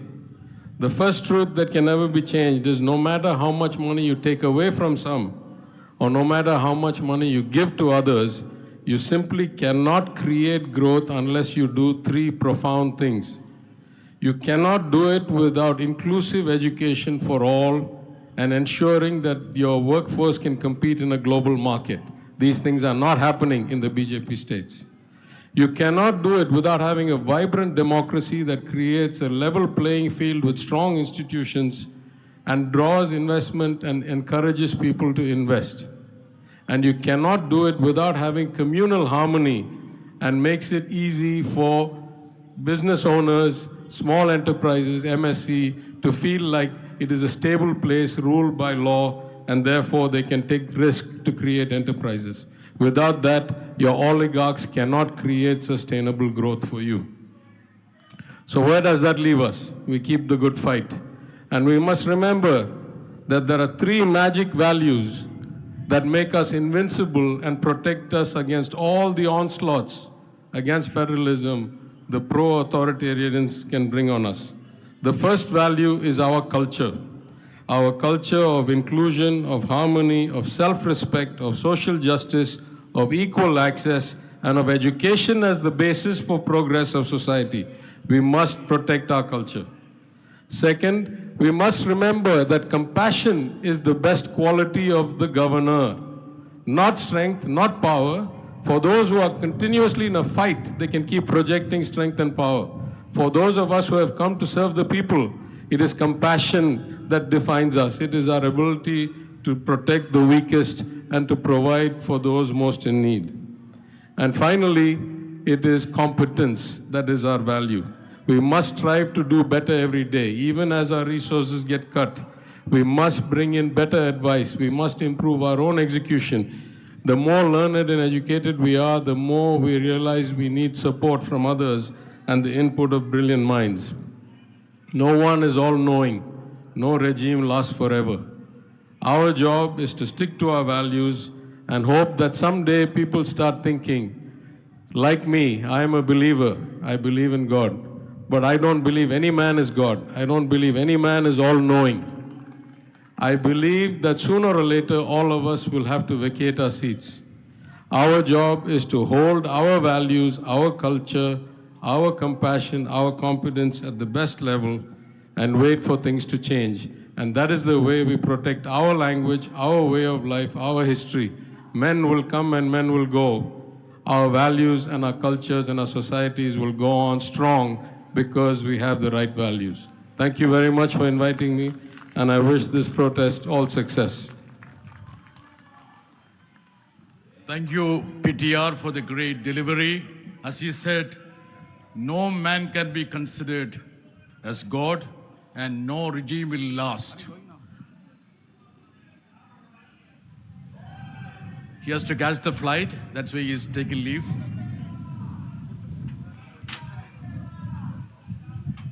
Let me cordially welcome Shri Tiruchu Shiva, Shri Abdullah, Shri Nadarajan, and Su Venkatesh, MPs from Tamil Nadu. Tiruchu Shiva is the leader of the DMK. And also Shri Girirajan, Member of Parliament of DMK in Rajya Sabha. One of the stalwarts of the national politics who needs no introduction, senior-most politicians. Dr. Farooq Abdullah has been a champion of center-state relations. He has bought the brand of the high-handedness. Thank you. Honorable Chief Ministers of Kerala, Delhi, Punjab, and all the leaders of the country. Thank you very much, sir, for inviting me to this meeting. India cannot become strong unless states are strong. If states are weak, there is no way you can call India becoming a great power in some years. As a doctor, I can tell you, if any part of your body gives way, you no longer are the same person. The same is the question of states.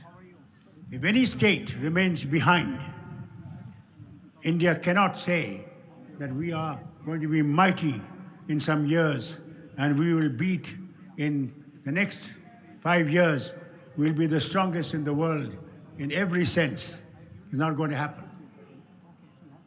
It's only talk.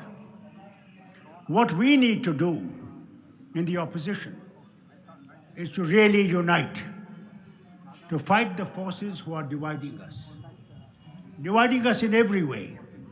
Otherwise, India is from Jammu and Kashmir to right down to Tamil Nadu, from Maharashtra all the way to Tripura. That is what India is. Multiple languages, multiple religions, multiple cultures. That is what makes India beautiful. If it was one, it's like a garden. If there was only one flower, that garden would never be beautiful. It's when you have multiple flowers, you go and see the garden. You come to Nishad Bagh in Kashmir, Shalimar and all those gardens, and tulip gardens. What do you come for? For seeing the beauty of the nature in every color. That is what we need in India today. We need to see. You've just heard Kerala Chief Minister, you heard the Minister from Tamil Nadu, how they are economically being deprived. How is the country going to progress if the state is deprived of their finances? I was hearing the other day Tamil Nadu MP speaking in the House about the cyclones they had. And not a single funding has been done to help them out of that thing. Union government's funds are not theirs only to decide. Tragedy is that gradually we are going into a position where there'll be one country with the one party only that will last, which is going to be tragedy for this nation. See, I am from Kashmir. Kerala Chief Minister spoke in his language. I could not understand it. But that is the glory of this nation. They cannot understand my language, but what unites us is the power of understanding that we cannot move forward unless we are united together. It is this which we are fighting for. We are not fighting BJP because they are in power.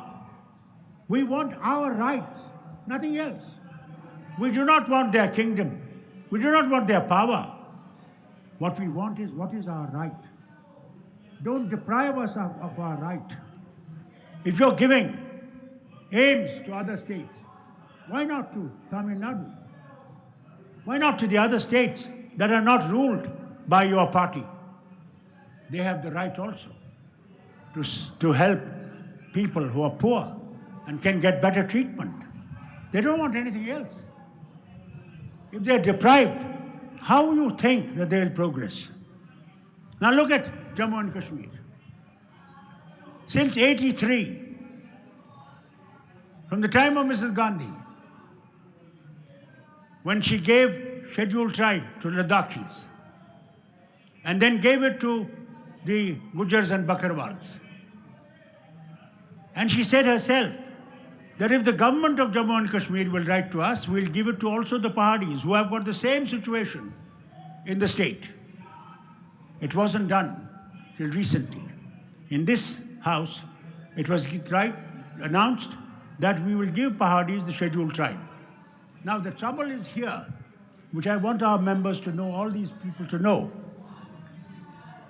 The fear in the Gujars and Bakarwals is that what their quota is, that will be cut. And Pahadis are asking also, no, give us quota, but not cut their quota. So we have got another tragedy coming in our state, the tragedy of dividing people again. How long are you going to divide us on religion, on languages, on these things? How long? How long are we going to be fighting each other? How will you fight the battles if the nation is not strong inside? You cannot beat your enemy unless the nation is strong inside. The people are happy inside. If people are not happy, you cannot fight a battle. You cannot win the war. Therefore, think of that. As the minister very kindly said, nobody lasts forever. No power lasts forever. Power comes and goes. It is what people will remember, is what you did, how good you did, and how bad you did. That is what will be remembered. A lot of good things were done.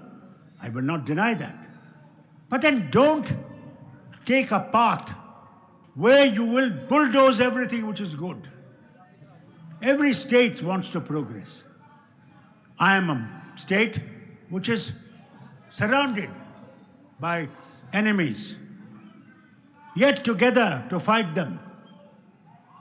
They announced when they removed 370 that 370 was responsible for terrorism. Now 370 went many years ago. Yet yesterday, 2 innocent people were shot dead in Srinagar town. Who do they hold responsible? Is it 370 or is it their rule? They are saying all these things every time. All the time they say, we removed 370, what a great things we have done. But where have you achieved the hearts of the people? Where you achieved the love of the people? You deny us election. For the last 5 years, you have denied us what is our right by the Constitution of India. You announced recently that you will hold elections to the panchayats, to the town area committees, to the municipalities, and then suddenly in 5 days, you remove that order. Are we not part of India? Are we from some foreign nation? That you deny us our basic right? That we can govern ourselves? How long? How long are you going to do this? Give us our right, constitutional right, so that we can move forward with the nation as people are moving. Nobody is against anyone. We want to progress. We want to move forward. With all these states, we want to move forward. But if you deny those states that are not part of you, you make them bow. And if you don't bow, we will see to it. You remember? I remind these people. You remember, sir? When the Home Minister in Karnataka, before the election, he said, if you don't vote for us, we will see to it that we'll cut your finance. Do you remember? It's exactly what is happening. How long are you going to deny people their right? Do you want a strong India or do you want a weak India? Decide. If you want a strong India, then for God's sake, don't consider opposition as enemies. Consider opposition as friends of the nation. The opposition is essential for the country to remain on a straight path. I remember as Chief Minister, and I had more than 2/3 majority, and some members of another party came to see me and said, we want to join you. I said, for God's sake, don't join us. Remain there, because if we go wrong, you will tell us where we are wrong. If we are that brute majority and nobody says that you are wrong, then you cannot guide people to the right direction. Today, Prime Minister himself announces that opposition is important. Then for God's sake, let opposition live. In the Parliament, you're not able to speak. Parliament is not meant only for one-sided thing. Parliament is meant to discuss. debate, and achieve something which is good for the nation. None of us who sit in the parliament want India to fail. We all want India to be strong in every way. But that cannot be done unless you allow opposition to exist, to survive, and to progress. To Kerala Chief Minister, I'll say thank you, sir, for calling this meeting so that nation can realize where we stand. We're not enemies of the nation. We are friends of the nation, and we want nation to survive and nation to grow. We want to rise to such heights that no nation has ever risen. But for God's sake, treat us that way. That is all we want. We want you to treat us as friends of the nation. God bless this nation. May this nation progress. And may this communal harmony continue to stand. I'm a Muslim. I'm proud to be a Muslim, and I'm proud to be an Indian Muslim. This is what we want. We want to be Hindu, you're a Sikh, you're a Muslim, you're a Christian, Buddhist, or whatever you are. We all want to live together in harmony, in understanding. My own religion tells me, don't oppose that fellow's God. For if you oppose his God, and he says something about your God, will you bear it? Will you tolerate it? That is what my religion tells me. I love every religion because every religion teaches you good things. No religion teaches you bad. But when you start dividing people and thinking in terms of differently, for God's sake, give that up. This nation will survive if we all live together in happiness, in pursuit of progress. That's what we want. Thank you, Chief Minister Sahab, for calling me, and God bless your movement, and may you all succeed in teaching this India towards better future. Important is unity, unity of purpose. That is what you have to show in this coming election. We must unite. Please unite, unite, unite, unite. Thank you. Nothing can be more forceful than the speech of Dr. Farooq Abdullah. It's the expression of solidarity from one corner of the country to the another corner, from J&K to Kerala.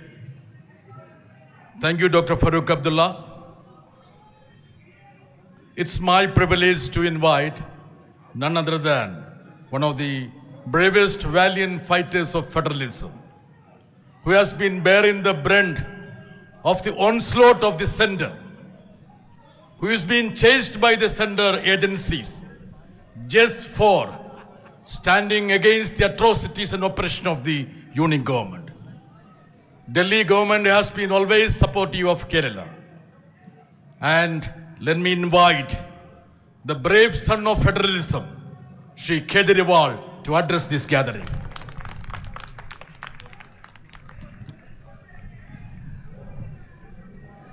Kerala के आदरणीय मुख्यमंत्री श्री पिनरई विजयन साहब,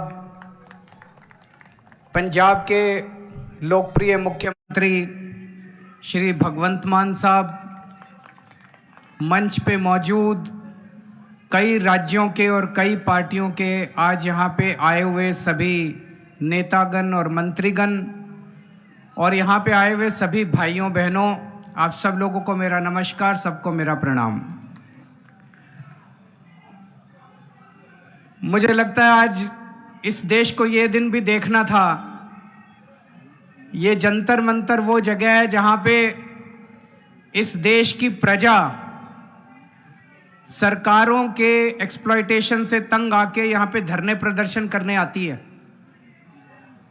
लेकिन आज यहाँ पे केरला के मुख्यमंत्री को अपना सारा कामकाज छोड़ के केरला से दिल्ली यहाँ पे धरना करने के लिए आना पड़ा केंद्र सरकार की ज्यादतियों के खिलाफ। मैं समझ रहा हूँ ये भी इस देश को ये दिन भी देखना था। आज लगभग आधे राज्यों के अंदर विपक्ष की सरकारें हैं और आधे राज्यों के अंदर उन लोगों की सरकारें हैं। जो विपक्ष की सरकारें हैं आधे राज्यों के अंदर, तो लगभग 70 करोड़ लोगों को ये विपक्ष की सरकारें रिप्रेजेंट करती हैं। 70 करोड़ लोगों को, आधे देश को। और इस वक्त ऐसा लगता है कि केंद्र सरकार ने विपक्ष की सरकारों के खिलाफ युद्ध छेड़ा हुआ है। ऐसा लगता है कि जंग छेड़ी हुई है, लड़ाई छेड़ी हुई है। हिंदुस्तान पाकिस्तान का रखा है हम लोगों के साथ। हम ये पूछना चाहते हैं कि क्या आप इन 70 करोड़ लोगों को अपना नहीं मानते? क्या आप केरला के लोगों को अपना नहीं मानते? क्या आप तमिलनाडु के लोगों को अपना नहीं मानते? क्या आप कर्नाटका के, दिल्ली के, पंजाब के, वेस्ट बंगाल के लोगों को अपना नहीं मानते? क्या ये सारे पराये हैं? क्या ये भारत के नागरिक नहीं हैं? यहां के 70 करोड़ लोगों ने विपक्ष के लोगों को चुन के सरकार बनाई। संविधान के अंदर लिखा है कि इन सरकारों की क्या पावर है। शिक्षा की पावर राज्य सरकारों की, स्वास्थ्य की पावर राज्य सरकारों के, संविधान के अंदर लिखा है कि क्या क्या पावर है।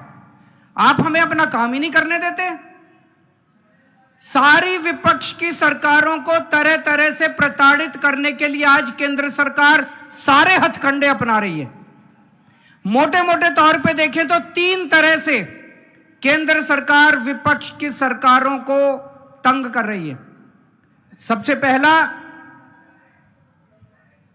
केंद्र सरकार जायज फंड, जो हक है राज्यों का, वो फंड नहीं दे रही है। दूसरा तरीका, गवर्नर्स के और लेफ्टिनेंट गवर्नर के जरिए रोज काम में टांग अड़ाती है, हर काम में टांग अड़ाती है। और तीसरा तरीका, एजेंसीज को छोड़ के जिसको मर्जी पकड़ के जेल में डाले जा रहे हैं, जिसको मर्जी पकड़ के जेल में डाले जा रहे हैं। सबसे पहले मैं पहले तरीके पे आता हूं। यहां पे पिनरई विजयन साहब बैठे हैं, पंजाब के मुख्यमंत्री बैठे हैं, मैं दिल्ली का मुख्यमंत्री और कई सारे राज्यों के मंत्रीगण आए हुए हैं। हम सारे रोज इस बात को झेल रहे हैं कि जो जायज फंड उस राज्य के बनते हैं वो फंड हमें नहीं दिए जा रहे। अगर केरला के लोगों को उनके हक के फंड नहीं दिए जाएंगे तो काम कैसे चलेगा? सरकार कैसे चलेगी? केरला की सरकार कैसे चलेगी? तमिलनाडु की सरकार कैसे चलेगी? और हम यहां भीख मांगने नहीं आए। विजयन साहब यहां पे अपने घर के लिए, अपने परिवार के लिए पैसे मांगने नहीं आए, अपने बच्चों के लिए, अपने बीवी बच्चों के लिए पैसे मांगने नहीं आए। वो केरला के लोगों के लिए पैसे मांगने आए हैं। आज पंजाब के मुख्यमंत्री यहां अपने 3 करोड़ लोगों के लिए फंड मांगने के लिए आए हैं। मैं दिल्ली का मुख्यमंत्री अपने दिल्ली के 2 करोड़ लोगों का हक मांगने के लिए आया हूं। संविधान में लिखा है कि कितना पैसा किस सरकार को मिलेगा। ये वाला टैक्स आएगा, मैं इनकम टैक्स में था, ये थोड़ा सा ज्यादा जानता हूं इसको। तो कितना फंड, कौन सी सरकार कितना फंड इस्तेमाल करेगी, कैसे इस्तेमाल करेगी, फाइनेंस कमीशन होगा, फाइनेंस कमीशन तय करेगा, ये पैसा केंद्र के पास जाएगा, ये पैसा राज्य सरकार। अरे जो हमारा हक है, हमारा नहीं, लोगों का हक है, केरला के लोगों का हक है, तमिलनाडु के लोगों का हक है, वेस्ट बंगाल के, पंजाब के, दिल्ली के लोगों का हक है। वो हक आप कैसे छीन सकते हैं लोगों का? आप उनका काम कैसे रोक सकते हैं? अगर आप हमारे लोगों के पैसे नहीं देंगे तो हम सड़कें कैसे बनाएंगे, बिजली कैसे देंगे, लोगों का विकास कैसे करेंगे? मैं भी 1-2 बैनर देख रहा था, उसमें लिखा था कि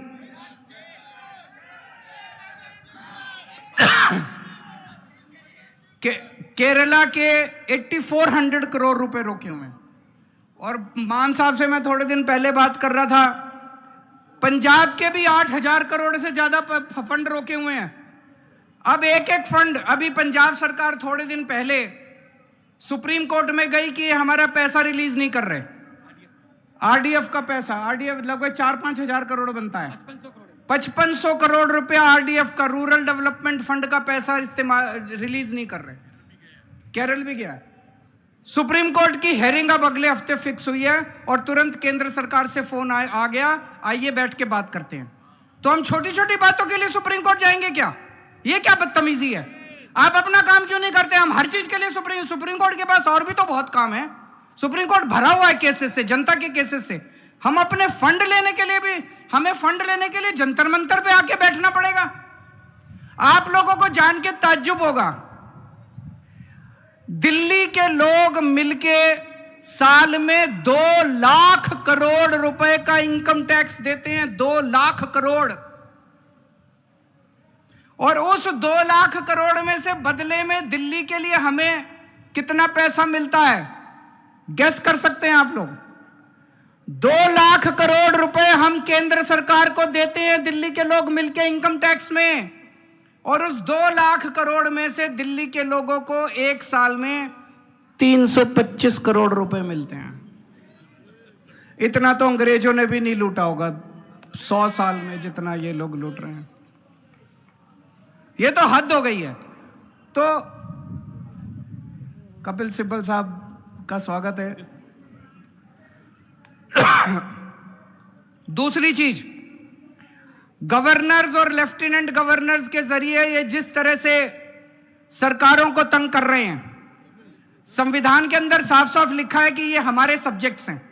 उन सब्जेक्ट्स के अंदर भी रोज गवर्नर हर राज्य के अंदर टांग अड़ा रहे हैं। सबसे इंटरेस्टिंग तो अभी पंजाब के अंदर हुआ। पिछले साल पंजाब सरकार ने बजट सेशन, अपनी असेंबली का बजट सेशन कॉल करने के लिए गवर्नर के पास फाइल भेजी। गवर्नर ने बजट सेशन करने की परमिशन नहीं दी। सोचिए, एक चुनी हुई सरकार, फुल स्टेट, उसका मुख्यमंत्री, उसकी कैबिनेट प्रस्ताव पारित करके कहती है कि हम फलानी तारीख से बजट सेशन बुलाएंगे और उसमें राज्य का अगले साल का बजट पास करेंगे। गवर्नर ने बजट सेशन की भी परमिशन नहीं दी। अल्टीमेटली सुप्रीम कोर्ट जाना पड़ा। सुप्रीम कोर्ट ने गवर्नर को खूब लताड़ा। लेकिन प्रॉब्लम यह है कि इनको लताड़ का, गाली गलौज का, इनको सुप्रीम कोर्ट रोज लताड़ता है, इन लोगों को, इनको कोई फर्क ही नहीं पड़ता। तो इस तरह से दिल्ली के अंदर तो आप सब लोग देख ही रहे हैं कि हर काम के अंदर किस तरह से लेफ्टिनेंट गवर्नर हर काम के अंदर, छोटे से छोटे काम के अंदर टांग अड़ा रहे हैं। और तीसरा तरीका है ईडी। यह अब इनका एक नया हथियार आ गया, ईडी। अभी तक इस देश के अंदर यह कानून होता था कि अगर आपने कोई क्राइम किया तो उसकी जांच होती थी, फिर उसमें मुकदमा चलता था। मुकदमे में तय होता था कि कौन कौन दोषी है, कौन कौन निर्दोष है। जो दोषी है उसको सजा मिलती थी, वो जेल जाता था। मुकदमे के बाद, मुकदमा खत्म होने के बाद आदमी जेल जाता था जिसको दोषी माना जाता था।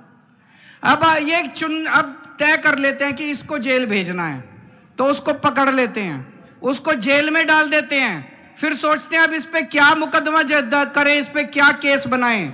फिर ये केस बनाते हैं, और केस बनाने के बाद फिर वो तब तक जेल में रहता है जब तक कि मुकदमा पूरा ना हो जाए और वो निर्दोष साबित ना हो जाए। हमारे देश के अंदर 15-15 साल लग जाते हैं मुकदमे पूरे होने में।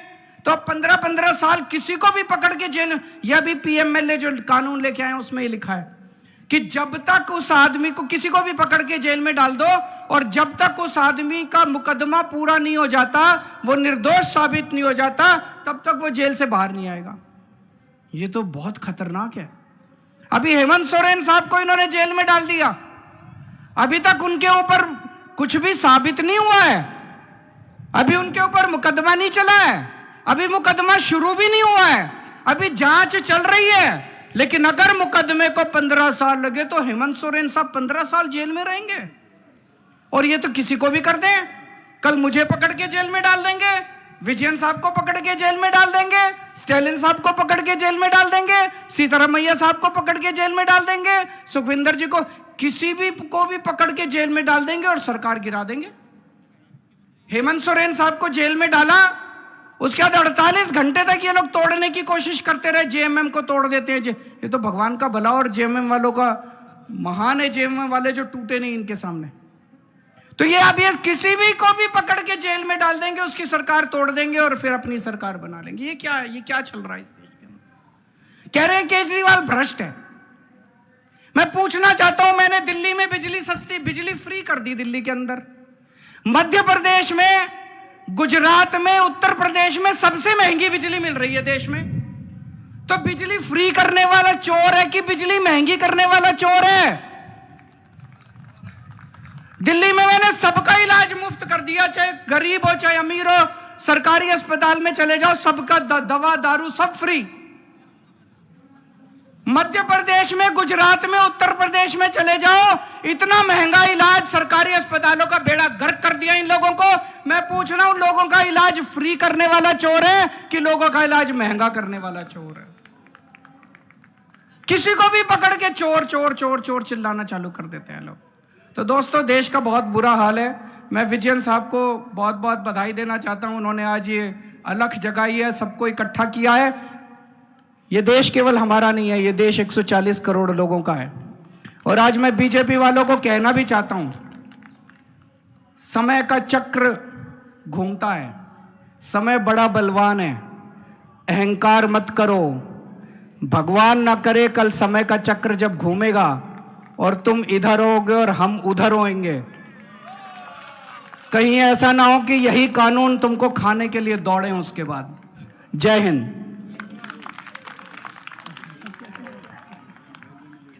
Thank you, Kejriwal ji, for the powerful speech.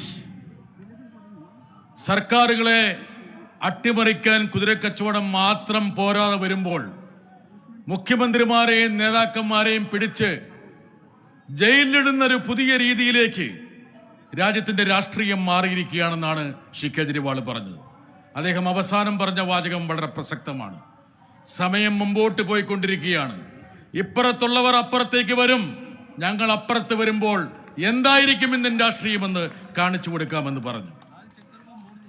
അദ്ദേഹത്തിൻ്റെ സഹപ്രവർത്തകൻ, the chief minister of Punjab, he was a Lok Sabha member, a versatile personality, a singer, an artist.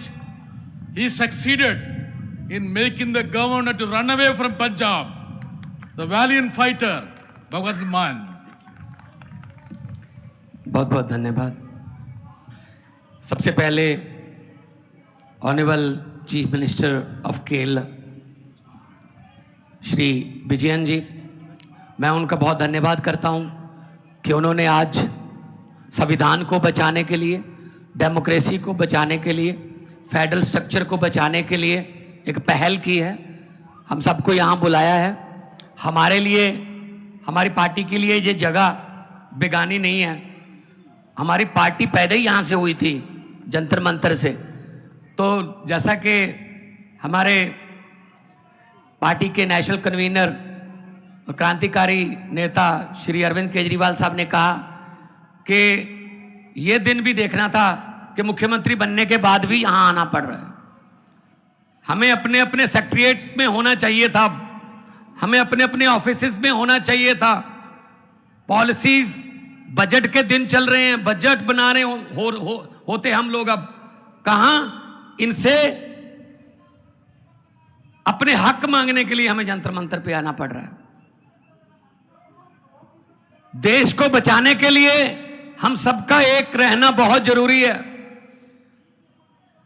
Punjab agrarian state है, food ball of India. Punjab में हम 182 lakh metric ton हर साल चावल पैदा करके देश को देते हैं। और हमारा आरडीएफ का पैसा, रूरल डेवलपमेंट फंड, जिसका सीधा संबंध मंडियों और मंडियों को जाती हुई सड़कों से है, 5500 करोड़ रोक रखा है। हम सुप्रीम कोर्ट में घूम रहे हैं। हमारे गवर्नर साहब हमारे सेशन को इलीगल कह देते हैं कि जो सेशन चल रहा है इलीगल है। हमको सेशन बीच में बंद करके माननीय श्री चंद्रचूड़ जी के पास जाना पड़ता है, फिर पहली पेशी में वहां मान जाते हैं हाँ जी लीगल है, जो कहोगे। भाई पहले ही मान जाते, हमारा काम क्यों रोक रहे हो आप लोग? मतलब पंजाब में बीजेपी इज नो वेयर। 117 में से 92 हमारे एमएलए हैं, बीजेपी के 2 हैं। चाहें तो स्कूटर पर बैठकर भी विधानसभा आ सकते हैं वो, लेकिन यहां वो अपोजिशन में नहीं है। वहां गवर्नर अपोजिशन होता है, वो हर रोज कोई ना कोई चिट्ठी निकालता है। मैंने कभी नहीं देखा कि गुजरात के गवर्नर ने किसी मुख्यमंत्री को चिट्ठी लिखी हो, उत्तर प्रदेश के गवर्नर ने कोई चिट्ठी लिखी हो, नहीं। तमिलनाडु का गवर्नर लिखता है, केरला का। और जब हमारे पक्ष में फैसला आया माननीय उच्च न्यायालय का कि गवर्नर जो है वो सिलेक्टेड है, इलेक्टेड राज करेंगे डेमोक्रेसी में, आप रोक नहीं सकते, डिक्टेट नहीं कर सकते, आप जो है किसी बिल पर बैठ नहीं सकते, जा तो वापस गवर्नमेंट को भेजो, या राष्ट्रपति को भेजो, या साइन करो।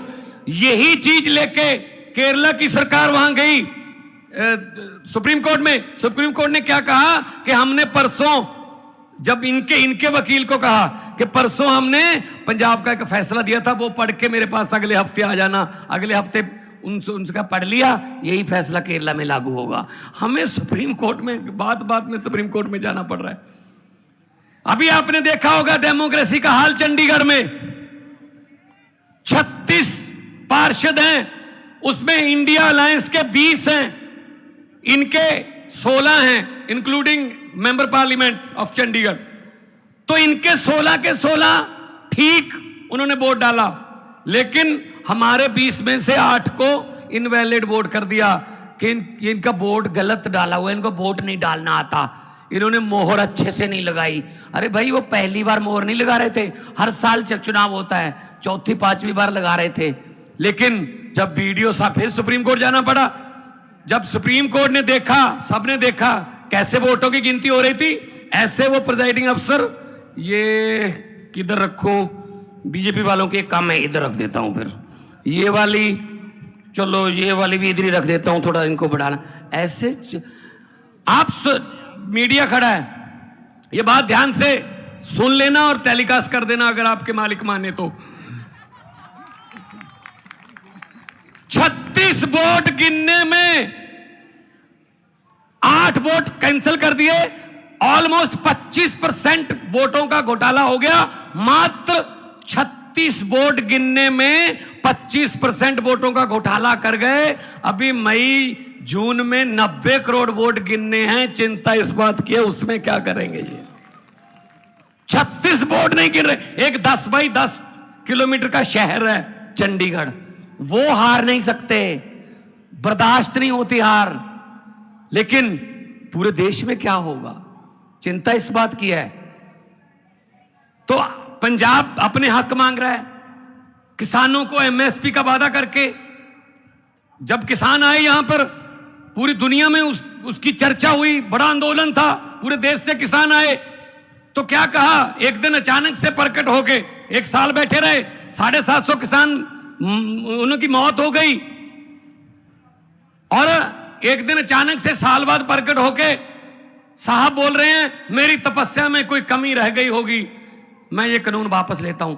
जी 2-2.5 साल हो गए, अब तो तपस्या पूरी हो गई, अब तो वो बातें मान लो जो कहने आए थे, वो फिर दोबारा आने के बारे में सोच रहे हैं किसान।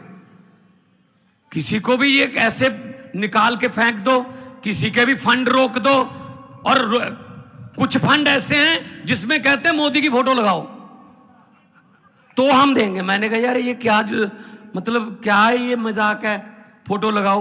मैंने कहा कितनी देर लगेगी फोटो, अगर मई में बदल गई तो फोटो किसकी लगाओगे फिर।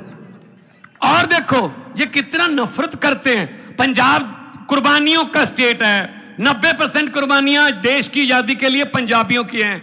आज भी हमारा कोई गांव नहीं होगा पंजाब का, 13,500 गांव हैं, एक भी गांव नहीं होगा जहां किसी न किसी शहीद का बुत ना लगा हो, कोई उसकी याद में गेट ना बना हो, चाहे वो कारगिल की लड़ाई का हो, चाहे आजादी की लड़ाई का, चाहे 65 का, चाहे 71 का, चाहे 62 का, कोई ना कोई शहीद है। और हर तीसरे गांव में कोई ना कोई गुरु चरण, उनके चरण शो प्राप्त धरती है। और पंजाबी वतन परस्त हैं, देश के लिए लड़े। और ये क्या कर रहे हैं, सिला क्या दे रहे हैं। हमने 3 झांकियां 26 जनवरी की परेड के लिए दी। एक में भगत सिंह, देश की कुर्बानी, पंजाब की कुर्बानियों का इतिहास, उसका टाइटल था। भगत सिंह, राजगुरु सुखदेव, करतार सिंह सराबा, महाराजा रणजीत सिंह, जलियांवाले बाग का जो कांड हुआ सब था उसमें। दूसरे में माई भागो, first lady Sikh warrior, first my भागो जो लड़ी, बहुत दलेरी से लड़ी। और तीसरा था पंजाब का कल्चर, हमारा जो लंगर की प्रथा, हमारा जो फुलकारियां, हमारा गिद्दा भंगड़ा, तीनों रिजेक्ट कर दी भाई साहब। पंजाब की झांकी नहीं थी 26 जनवरी में। क्या पंजाब आजादी के जश्न 15 अगस्त 26 जनवरी पंजाब के बिना मना लोगे? ये कौन होते हैं भगत सिंह को रिजेक्ट करने वाले? ये कौन होते हैं करतार सिंह सराभा को, लाला लाजपत राय को रिजेक्ट करने वाले? देश के मालिक बन के बैठ गए। देश इनके बाप की जगीर है क्या? हमारे पुरखों ने, हमारे बुजुर्गों ने लड़ाई लड़ी, हमको देश लेके दिया, और ये बैठ गए प्रधानमंत्री की कुर्सी पर बैठ गए। वहां जो भी मुंह में आता है बोल देते हैं। कल तो बड़ी राज्यसभा में फेडरल स्ट्रक्चर की बातें हो रही थी कि मैं जब मुख्यमंत्री होता था मुझे यूपीए तंग करती थी, अब क्या हमें सम्मानित कर रहे हो तुम लोग? अब भी तो तंग ही कर रहे हो। मैंने तो पार्लियामेंट में बोल दिया था, क्योंकि कविता एक ऐसी चीज है, जहां ना पहुंचे रवि वहां पहुंचे कवि। एक तरफ आधे घंटे का भाषण, एक तरफ 3-4 लाइनें बस। मैंने बोल दिया था, मेरे सामने बैठे थे पार्लियामेंट में, जब डी राजा जी, मेरे और बहुत से साथी बैठे हैं जो पार्लियामेंट में अभी भी हैं, तो मैंने बोल दिया, मैंने कहा 15 लाख की रकम लिखता हूं तो कलम रुक जाती है। हर बात पे जुमला चल रहा है ना। 15 लाख की रकम लिखता हूं तो कलम रुक जाती है। काले धन के बारे में सोचता हूं तो स्याही सूख जाती है। मोदी जी, हर बात ही जुमला निकली। अब तो यह भी शक है क्या चाय बनानी आती है? शायद वो भी ना आती हो, वो भी जुमला ही होगा। हर बात पे जुमला। कुछ तो सच बोल दो इस देश के लिए, कुछ तो सच बोल दो देश के लिए। तेल बेच दिया, रेल बेच दिया, भेल बेच दिया, एयरपोर्ट बेच दिए।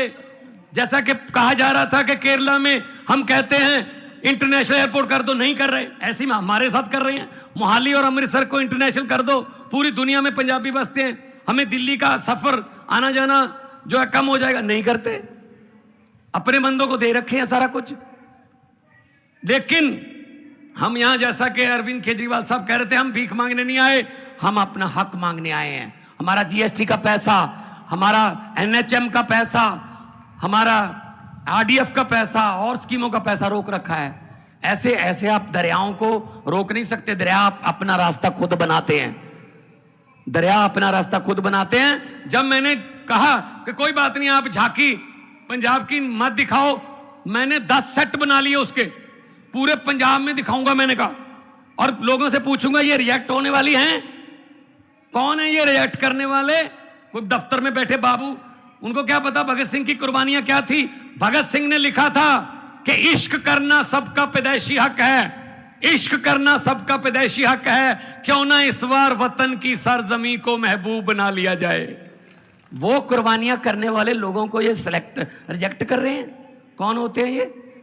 तो जब मैंने कहा कि 26 जनवरी ना दिखाओ, मैं तो पंजाब में दिखाऊंगा, तब से मेरे पास लेटर आ रहे हैं, सर अगली 15 अगस्त, अगली 26 जनवरी, फिर 15 अगस्त, फिर 26 जनवरी, 3 साल की गारंटी लेते हैं कि पंजाब की झांकी इसमें होगी। मैंने कहा 3 साल की गारंटी तो लेते हो, अपने आप की गारंटी लेते हो क्या? तुम होगे 15 अगस्त तक? क्या पता कौन डिसीजन लेगा? जैसा कि अरविंद जी ने कहा, कौन इधर होगा, कौन इधर होगा, ये तो जनता डिसाइड करती है, पब्लिक है, सब जानती है। तो मैं ज्यादा समय नहीं लूंगा, बहुत सीनियर लोग बैठे हैं, बहुत बातें होनी है, मैं तो छोटा हूं, लेकिन हां, देश का प्यार दिल में है। और यही कहूंगा, ये अभी जो कर रहे हैं देश में, नफरत की राजनीति कर रहे हैं। हम तो स्कूलों की, अस्पतालों की, बिजली की, इंफ्रास्ट्रक्चर की राजनीति करते हैं। मैं तो यही कहूंगा कि लंबे सफर को मीलों में मत बांटिए, लंबे सफर को मीलों में मत बांटिए, कौम को कबीलों में मत बांटिए। एक बहता दरिया है मेरा भारत देश, इसको नदियों और झीलों में मत बांटिए। बहुत बहुत धन्यवाद, बहुत बहुत शुक्रिया जी। जय Hind. Thank you, Mr. Bhagwan Man. Since Mr. Kejriwal and Mr. Bhagwan Man has to leave, let them go with the love and affection of Keralites. ഹിന്ദിയിലാണ് അദ്ദേഹം സംസാരിച്ചിരുന്നെങ്കിലും ഹിന്ദി അറിയാത്തവർക്ക് പോലും മനസ്സിലാകുന്ന രീതിയിലുള്ള സംസാരമായിരുന്നു. ഭഗത് സിംഗിന്റെയും രാജ്ഗുരുവിന്റെയും സുഖദേവിന്റെയും നാട്. രാജ്യത്തിന് വേണ്ടി രക്തസാക്ഷിയാകാത്ത ഒരു ഗ്രാമം പോലും പഞ്ചാബിലില്ല. എങ്കിലും പഞ്ചാബിയെ ദേശസ്നേഹം പഠിപ്പിക്കാൻ ഇറങ്ങിയിരിക്കുകയാണ് മോഡിയും കൂട്ടരും. മാൻ പറഞ്ഞൊരു വാചകമുണ്ട്, ഇവിടെ കേരളത്തിന്റെ മുഖ്യമന്ത്രി വന്നത്, ഞങ്ങൾ വന്നത് ഭിക്ഷ തേടിയല്ല, അവകാശം ചോദിച്ചാണ് ഞങ്ങൾ വന്നത്. ആ അവകാശത്തിന് വേണ്ടിയുള്ള പോരാട്ടമാണെന്നാണ് അദ്ദേഹം പറഞ്ഞത്. Next speaker, of course, the legal luminary, who is one of the brilliant parliamentarians, my senior colleague in Rajya Sabha, who has been a champion of federalism. Let me invite Shri Kapil Sibal ji to address this gathering.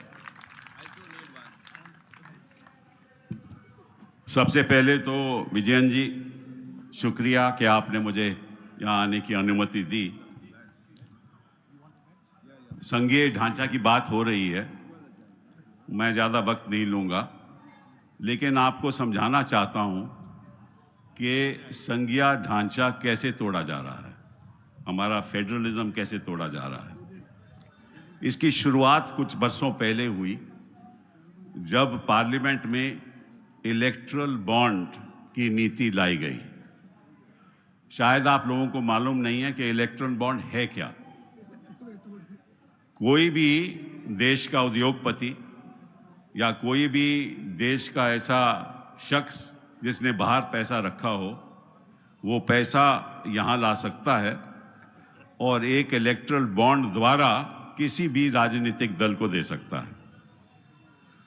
तो भाजपा ने सोचा कि ये अच्छा तरीका है, अपने आप को अमीर करने का अच्छा तरीका है, तो उन्होंने इलेक्टरल बॉन्ड फ्लोट किए. हर इलेक्शन के पहले 15 दिन के लिए किसी भी उद्योगपति को, किसी भी शख्स को ये हक होता है कि वो इलेक्टरल बॉन्ड खरीदे और किसी भी पार्टी को दे दे.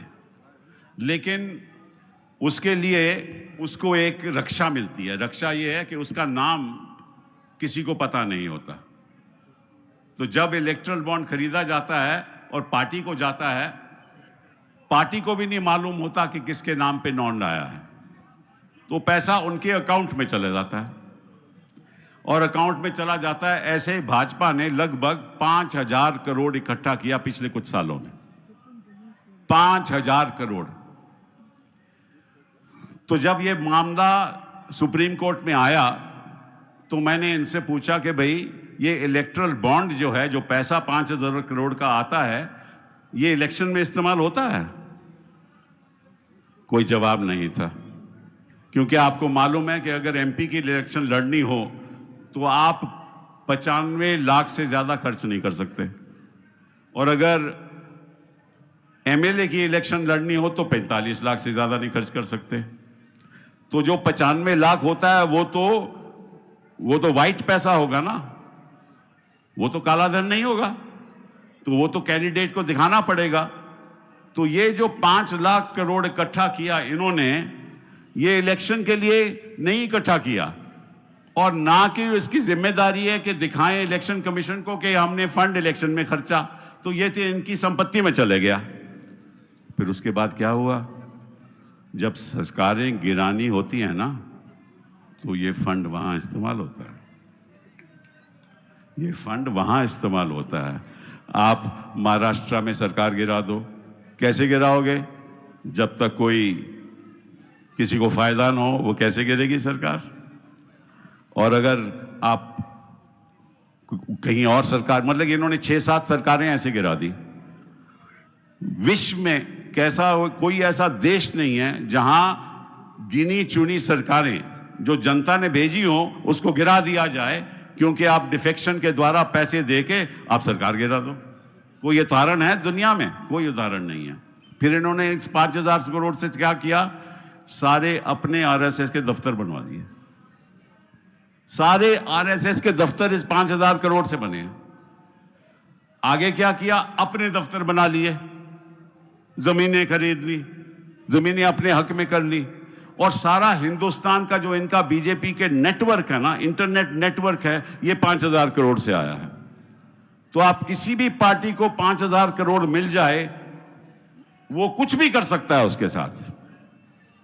तो पहली बात तो ये कि इन्होंने ये 5,000 करोड़ इकट्ठा करके सरकारें गिराई और अपना एक नेटवर्क बनाया और अपने लोगों को फायदा दिया. और 5,000 करोड़ आता कहां से है? आपको मालूम है जिनको फायदा होता है उन्हीं से आता है। आपको मालूम है किन किन को फायदा होता है, वहीं से आता है ये, और किसी को मालूम नहीं। हम अगर पूछें कि भैया किसने पैसा दिया, कोई जवाब नहीं, क्योंकि इनका हक है, कानून में लिखा है कि अगर जिसने भी पैसा दिया उसका नाम किसी को बताया नहीं जाएगा। लेकिन इनको मालूम है वो नाम, क्योंकि वो नाम तो फाइनेंस मिनिस्ट्री में होता है। तो अगर कोई नहीं देगा तो उनके खिलाफ ईडी हो जाएगी, देगा तो ईडी नहीं जाएगी। तो पहली बात तो ये, इलेक्टोरल बॉन्ड द्वारा इन्होंने अपने पक्ष में पैसा इकट्ठा कर लिया। फिर इन्होंने ईडी का कानून बना लिया। कानून लोग कहते हैं कि कांग्रेस ने बनाया, कांग्रेस ने नहीं बनाया। यह कानून 2002 का कानून है, वाजपेयी जी की सरकार से बना। चलिए, इन्होंने अब ईडी के साथ ये क्या करते हैं। अभी मैं शिबू सोरेन जी का केस ही कर रहा था, उसका मैं आपको बता ही दूं उसमें है क्या। इन्होंने कहा शिबू सोरेन जी को कि आपने एक ऐसी जमीन बेनामी है, वो जमीन झारखंड में कहीं है, दूर दराज कहीं है, रूरल सेक्टर में है, देहात में है, 8.5 एकड़ जमीन है, वे बेनामी है। इन्होंने पूछा बताइए कैसे बेनामी है। कहते हैं क्योंकि उसमें लिखा किसी और का नाम है, लेकिन वो और कहता है वे आपकी जमीन है। तो हमने कहा कि साहब वो तो ट्राइबल लैंड है, जिसको हम बुनियादी लैंड कहते हैं। बुनियादी लैंड ऐसा है, ऐसी जमीन है जो किसी को दी नहीं जा सकती। ट्राइबल लैंड किसी को ट्रांसफर नहीं हो सकती। कि भैया अगर ट्रांसफर ही नहीं हो सकती तो मेरी बेनामी कैसे हो गई। तो कोई जवाब नहीं था। उन्होंने कहा कि किसी वहां कोई औरत बैठी हुई थी, उसने कहा था कि यह मंत्री जी की जमीन है, तो इस आधार पे उसको गिरफ्तार कर दिया।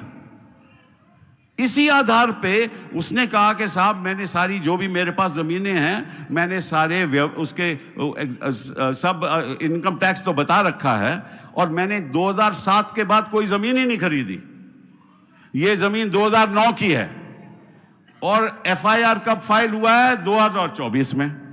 9 की जमीन 2024 में एफआईआर फाया, कहा कि बेनामी है, वहां कोई नाम नहीं है, उस शख्स को जानता नहीं है, ये बिक्री ही नहीं इसकी हो सकती, और वो बेचारा आज अंदर है। इसका क्या किया जाए। केजरीवाल जी कह रहे थे कि हम सब अंदर होंगे। अरे भैया सिब्बल साहब कहां ले खड़े हुए हैं। अगर आप ही अंदर होगे तो हम आपको बचाएंगे, खड़े रहेंगे, हमेशा खड़े रहेंगे। कौन आपको अंदर ऐसे कर सकता है। तो अब ईडी के साथ ये क्या कर रहे हैं, एनफोर्समेंट डायरेक्टर को ये कहते हैं कि आप ऐसा करो, एक अधिकारी के पास चले जाओ, चाहे वो छत्तीसगढ़ में हो, चाहे झारखंड में हो, चाहे दिल्ली में हो, अधिकारी के पास चले जाओ। उस अधिकारी को पूछो कि तू अपने 10 साल की रिटर्न मुझे दिखा। तो वो उसको दिखानी पड़ती है। फिर उसको कहते हैं कि तू अपनी बीवी की रिटर्न दिखा, तो बीवी की रिटर्न दिखानी, बच्चों की रिटर्न दिखा, उसको धमकाते हैं। तो सारा जो एडमिनिस्ट्रेशन है उस प्रांत का, वो जो आईएएस अफसर है वो कहता है कि मैं किस झंझट में पड़ा हूं, मैं काम ही नहीं करता। वो चीफ मिनिस्टर की नहीं सुनता। फिर जो चीफ मिनिस्टर के अधिकारी हैं उसके नजदीक काम करते हैं, उसके पास चले जाते हैं और उससे फिर पूछताछ शुरू करते हैं। तो सारा इन्होंने, और ये जो ईडी है ये अगर एफआईआर कर दे कर्नाटका में तो गिरफ्तारी केरला में भी हो सकती है। आपको मालूम है कि जब सीबीआई का कानून बना था तो सीबीआई के कानून में ये लिखित था कि बिना प्रांत की अनुमति से आप वहां नहीं जा सकते और केस नहीं प्रोसिक्यूट नहीं कर सकते। लेकिन ईडी के कानून में ऐसा कुछ नहीं है। आप किसी भी प्रदेश में जाकर कोई भी तफ्तीश शुरू कर लो, कोई भी एफआईआर शुरू कर लो। इन्होंने हर जहां जहां भी ऑपोजिशन स्टेट हैं, इन्होंने सबके खिलाफ ईडी का चालू कर दिया है। उसका मतलब ये है कि, और फिर प्रधानमंत्री जी पार्लियामेंट में बोलते हैं कि हम सब भ्रष्ट हैं। तो मैंने एक काम किया, मैंने इलेक्शन कमीशन में जाकर हर एक कैंडिडेट जब वो इलेक्शन लड़ता है अपना नाम देना पड़ता है उसको, और अपनी जो भी उसकी संपत्तियां देनी पड़ती है, और साथ साथ में उसके खिलाफ कौन से केस हैं वो भी बताना पड़ता है। हम सब बताते हैं। तो इनके एमपी के खिलाफ कितने केस हैं, इनके चीफ मिनिस्टर के खिलाफ भी कितने केस हैं। कोई 302 मर्डर का केस है, कोई चोरी का केस है, कोई किडनैपिंग का केस है। तो मैं इनसे पूछना चाहता हूं कि आज तक कभी उनकी ईडी उनके पास गई? आज तक नहीं गई। मतलब कि इनके अपने लोग जिनके खिलाफ बड़े बड़े संगीन मामले हैं वहां तो ईडी जाती नहीं है। इनके प्रदेश के जो मुख्यमंत्री हैं जिनके खिलाफ केस दर्ज हो चुके हैं, वहां तो ईडी जाती नहीं है। तो ईडी केवल ऑपोजिशन लीडर्स के लिए है, इनके लिए नहीं है। तो एक तो ये पैसा का इस्तेमाल करते, एक ये ईडी का इस्तेमाल करते, इसने सारे संघीय ढांचे को खत्म कर दिया है। तीसरी बात ये क्या कहते हैं कि हमारे संविधान में लिखा है कि हमारा हक है, हर प्रांत का हक है कि वो अपनी जो आर्थिक स्थिति है उसके आधार पे कैसे उसको आगे बढ़ना है। वो सरकार से, जनता से पैसा बॉन्ड के द्वारा भी ले सकती है, वो जनता, वो उनकी पब्लिक सेक्टर कॉरपोरेशन भी पैसा ले सकती हैं। तो अब फाइनेंस मिनिस्ट्री ने यह कह दिया, सरकार ने यह फैसला किया है कि हम ये आपको पैसा नहीं लेने देंगे, क्योंकि आप सही तरीके से आपकी आर्थिक स्थिति नहीं चला रहे। मतलब कि सेंट्रल गवर्नमेंट तो जितना मर्जी पैसा ले, जितना मर्जी फजूल खर्ची करे। मैं आपको बताता हूं हो क्या रहा है, ये रहा है कि ये पैसा ये सेंट्रल इस्तेमाल कर रही है, ये लोगों को पैसा देने के लिए, खुश करने के लिए पैसा खर्च कर रहे हैं, और हमें अपना प्रदेश चलाने के लिए ये पैसा नहीं खर्च करने देते। ये एक बहुत भारी मामला है। और सबसे बड़ी बात और सबसे दुख की बात यह है कि प्रधानमंत्री जी कहते हैं कि नॉर्थ साउथ डिवाइड हो रही है। मुझे तो आज तक समझ नहीं आया कि नॉर्थ साउथ डिवाइड है क्या। आप तो धर्म के आधार पे लोगों में बंटवारा कर रहे हो। धर्म के, आपकी सारी नीति ही राजनीति धर्म के आधार पे चलती है। उस दिन मैं एक पोस्टर देख रहा था जहां मोदी जी बहुत बड़े हैं, राम जी बड़े छोटे हैं। आपने देखा होगा। और राम जी मोदी जी की उंगली पकड़ के, मोदी जी उनकी उंगली पकड़ के उनको ले जा रहे हैं कि अयोध्या। मतलब क्या मोदी जी राम जी से भी बड़े हो गए? कमाल हो गया। और रोज रोज हिंदू की बात करते हैं। मैं पूछता हूं कि असली हिंदू कौन है, ये बताइए मुझे। असली हिंदू वो है जो रोज झूठ बोलता है, या असली हिंदू है वो है जो सच्चाई के आधार पे आगे चढ़ता है? इसलिए असली हिंदू वो है वो जो नफरत फैलाता है।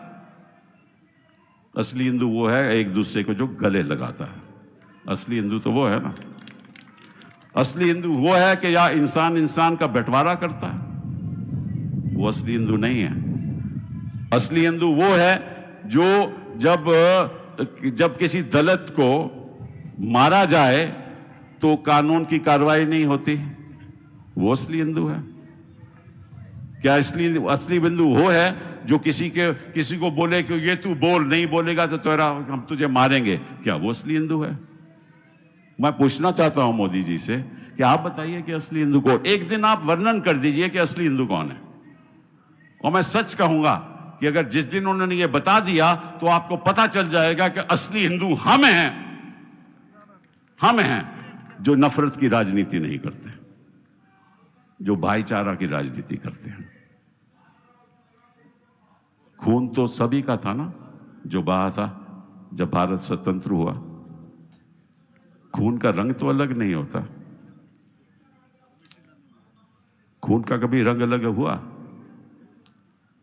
हर इंसान की भावनाएं तो अलग नहीं होती, कभी भी नहीं होती, क्योंकि हम इंसान हैं। सबसे पहले हम इंसान हैं, उसके बाद हम देश के नागरिक हैं।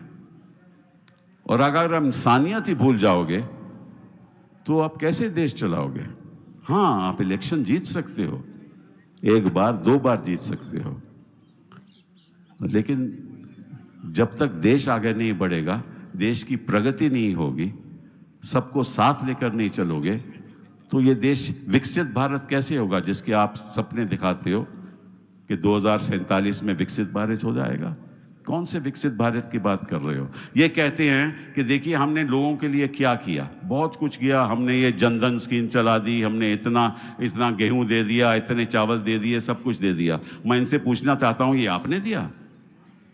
मैं वकील हूं ना, मैं करोड़ों रुपया टैक्स देता हूं, मेरे पैसे इसी तो आप दे रहे हो ना, अपने पैसे तो नहीं दे रहे। पैसा मेरा देते हो आप और कहते हो कि मैंने आपके लिए कुछ किया। अरे किया तो मैंने किया, टैक्स तो मैं देता हूं। तो ये कौन सा फरेब है? ये तो आपका, अगर आप उस इंसान को अपने पैरों पे खड़े होने की ताकत दो तो मैं मानूंगा कि आप सही काम कर रहे हो। लेकिन जो पिछड़े हैं वो तो पिछड़े हैं, जो गरीब हैं वो और गरीब हो गए। आपको मालूम है कि 80 करोड़ ऐसे लोग के नागरिक हैं जिनकी आमदनी एक माह 5,000 रुपया है। 80 करोड़ मतलब कि सारा यूरोप का आप संख्या ले लो, सारे अमेरिका भी संख्या ले लो, वो भी 80 करोड़ नहीं होता। और 80 करोड़ इस देश में केवल 5,000 रुपया कमाते हो और आप कहते हो कि भारत विकसित हो गया। भारत तब विकसित होगा जब वो 80 करोड़ लोगों को आप शिक्षा दोगे, उच्च शिक्षा दोगे, उनको रोजगार मिलेगा, तब वो खुद कमाएगा और भारत को विकसित करेगा। ये छोड़ दो, ये झूठ की राजनीति छोड़ दो, भेदभाव की राजनीति छोड़ दो, इससे कुछ नहीं बनने वाला। एक मैं आपको कविता सुनाऊंगा जो मैंने लिखी है, आपको अच्छी लगेगी। 2 मिनट मुझे निकालने दो। मैं वैसे प्लान तो नहीं करके आया था, लेकिन फिर भी सुना ही देता हूं।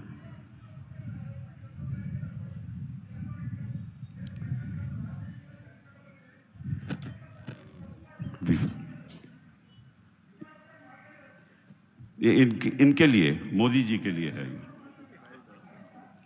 यह है कि मंजिल पे पहुंच के करूंगा क्या, मंजिल पे पहुंच के करूंगा क्या, वहां से वापस भी आना लाजमी है।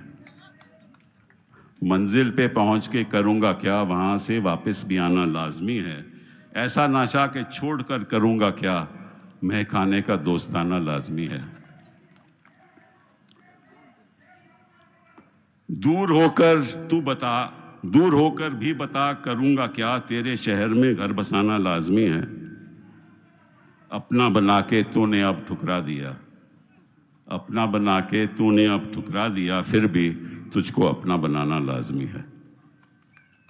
गली गली में ये जो आग लग रही है, गली गली में ये जो आग लग रही है, उस आग को हमें बुझाना लाजमी है।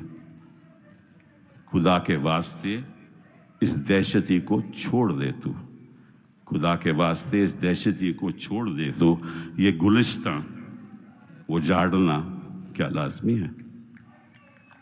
बहुत बहुत धन्यवाद। जय हिंद। Thank you Kapil Sibal ji. ഈ തിരക്കിനിടയിലും നമുക്ക് വേണ്ടി ഒരു കവിത എഴുതിയാണ് അദ്ദേഹം വന്നത്. അത് മോഡിക്കുള്ള സന്ദേശമാണ്. Thank you Sibal ji. നമുക്ക് 1:30 മണിക്ക് by 1:30 we have to wind up it, but there are few more speakers and I'm sure that we can finish off the program in half an hour time. Since Tiruchi Shivaji, the leader of DMK in Rajya Sabha, has to attend an important committee meeting, with the permission of the senior leaders, let me invite my friend Tiruchi ji to address the gathering.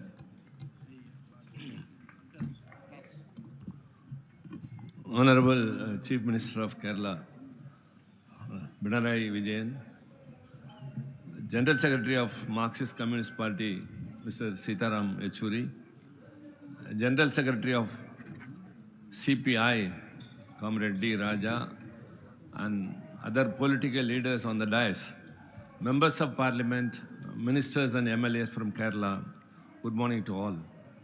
I, on behalf of DMK, and our leader, the Chief Minister of Tamil Nadu, Honorable Mr. M.K. Stalin, I have come here to express our solidarity to your protest.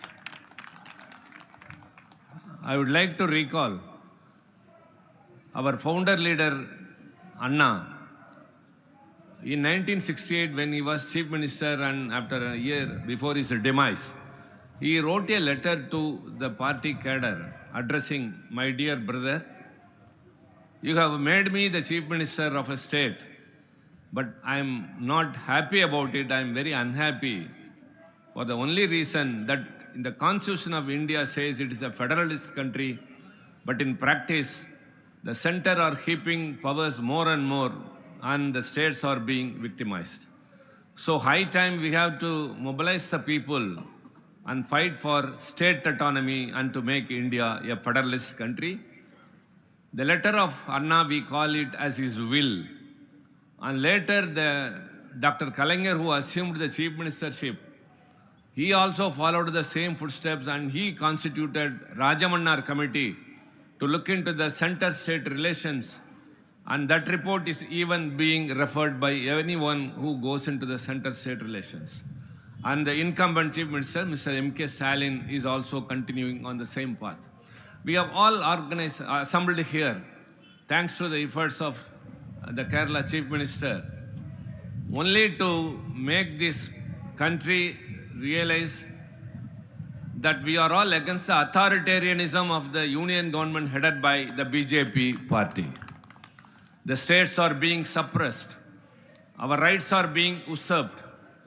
And all the laws they are legislating and the manner they legislate the laws, which are draconian in nature and transgressing into the powers of the state, we, the DMK and the left parties, fight tooth and nail on the floor of the house in the parliament. So also in the coming days, our responsibility is more. Very importantly, we have to emphasize here that the governors in the states where the opposition parties are ruling, their activities are extra-constitutional. It is unwarranted, their activities. They are not allowing the elected state governments to even legislate laws. And while addressing the assemblies, instead of reading out the government note, they just truncate it, they fracture it and read to their own wish. In Tamil Nadu, the governor of Tamil Nadu does the same, and the Kerala governor, what he is doing, everyone knows. Have you ever heard of any governor in the independent India sitting in a street and making dharna?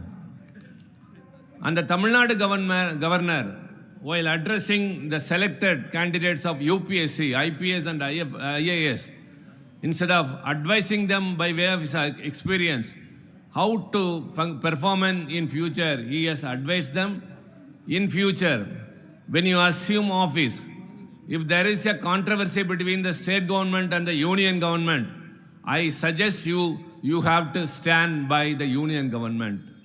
So he has not advised them to stand by the constitution.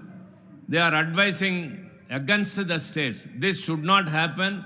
And DMK's ultimate slogans are two. Number one, state autonomy. Number two, abolish governorship. To achieve all these things, the 2024 elections is the only opportunity available to us. No arms, no ammunition, just with the ballot paper in your hand, go into the polling booth, and when you return, this BJP government should have fallen and our alliance should have assumed power. The next Independence Day, the Prime Minister of the opposition today, the Indian Alliance, will hoist the flag in the Red Fort. The day is not far behind. DMK is always with you. Thank you very much. Thank you, Tiruchi Shivaji. In the meantime, Tamil Nadu Chief Minister, Honorable Stalinji, has sent a detailed message conveying his solidarity. Due to paucity of time, we will be telecasting it later. And Tamil Nadu, with the population of 7.6 crore people, are expressing their resounding support. And all the Tamil Nadu MPs have come with a black shirt as a mark of their protest. With the permission of Comrade Sidaram Yechury and Comrade D. Raja, let me just call upon the President of VCKA, Dr. Thiruma Vallavan, to address the meeting briefly. Honorable Chief Minister of Kerala, Sri Pinarayi Vijayan ji, and all the leaders in the dais. Good evening to you all. On behalf of VCK, I am here to extend our support, staunch support for this struggle. This is a fight to protect federalism. We all know very well that there is a big threat to our constitution. There are three important basic factors in our constitution, secularism, pluralism, federalism. So there is a big threat not only to federalism, secularism too, pluralism too. The people who are in the power, the BJP and Sangh Parivars, are purposefully diluting the values of the Constitution. So this is the big threat to our nation. Our Honorable Chief Minister of Kerala, presiding over this struggle to protect federalism. But we have to fight to protect our people, to protect our nation, to protect our constitution. This is our main agenda. There is only one solution in front of us. We have to organize the people across the country to defeat BJP in forthcoming parliament elections. Tamil Nadu concern. We, Secular Progressive Alliance, under the leadership of our Honorable Chief Minister Thalapathy M.K. Stalin, is very strong in Tamil Nadu. There is no BJP. BJP is zero in Tamil Nadu. They will not get even a single deposit from single constituency. They will not get back deposit amount. So, like in Tamil Nadu, in each and every state, we have to be consolidated to defeat BJP. This is only the solution to protect our nation, to protect our constitution. So we are with you all to fight against these fascist BJP and Sangh Parivars. Thank you for giving this opportunity.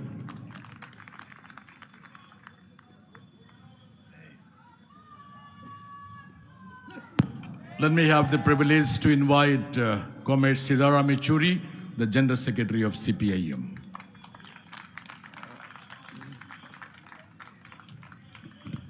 Honorable Chief Minister of Kerala, Comrade Pinarayi Vijayan, his cabinet colleagues, members of the Legislative Assembly, and Comrade Raja, Comrade Tirumavalavan, and all the other leaders who are present here, and my dear brothers and sisters.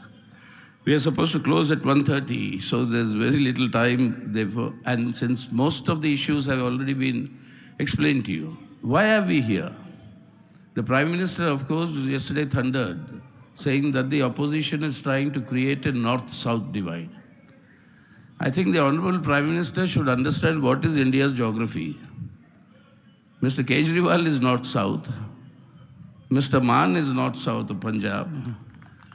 Mr. Farooq Abdullah from Kashmir is north-south. भूगोल का जरा परिचय प्रधानमंत्री को करवाने की ज़रूरत है, क्योंकि वो शायद भारत का भूगोल नहीं जानते. ये दक्षिण उत्तर का नहीं है लड़ाई, ये लड़ाई है हमारी हकों का, हमारी बुनियादी हक है, और ये हक हमें हमारा संविधान देता है. It is the Constitution of India that gives us this right. That is, India is a union of states. Without the states, there is no union. Now you are going to have, according to Prime Minister Modi, you are going to have only the union and no states.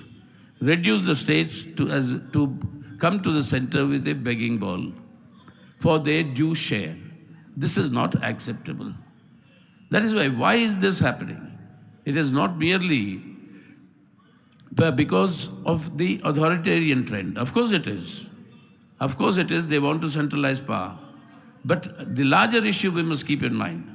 And the larger issue is that they want to convert the character of our country from being a secular democratic republic into a fascistic, utterly, rabidly intolerant Hindutva Rashtra.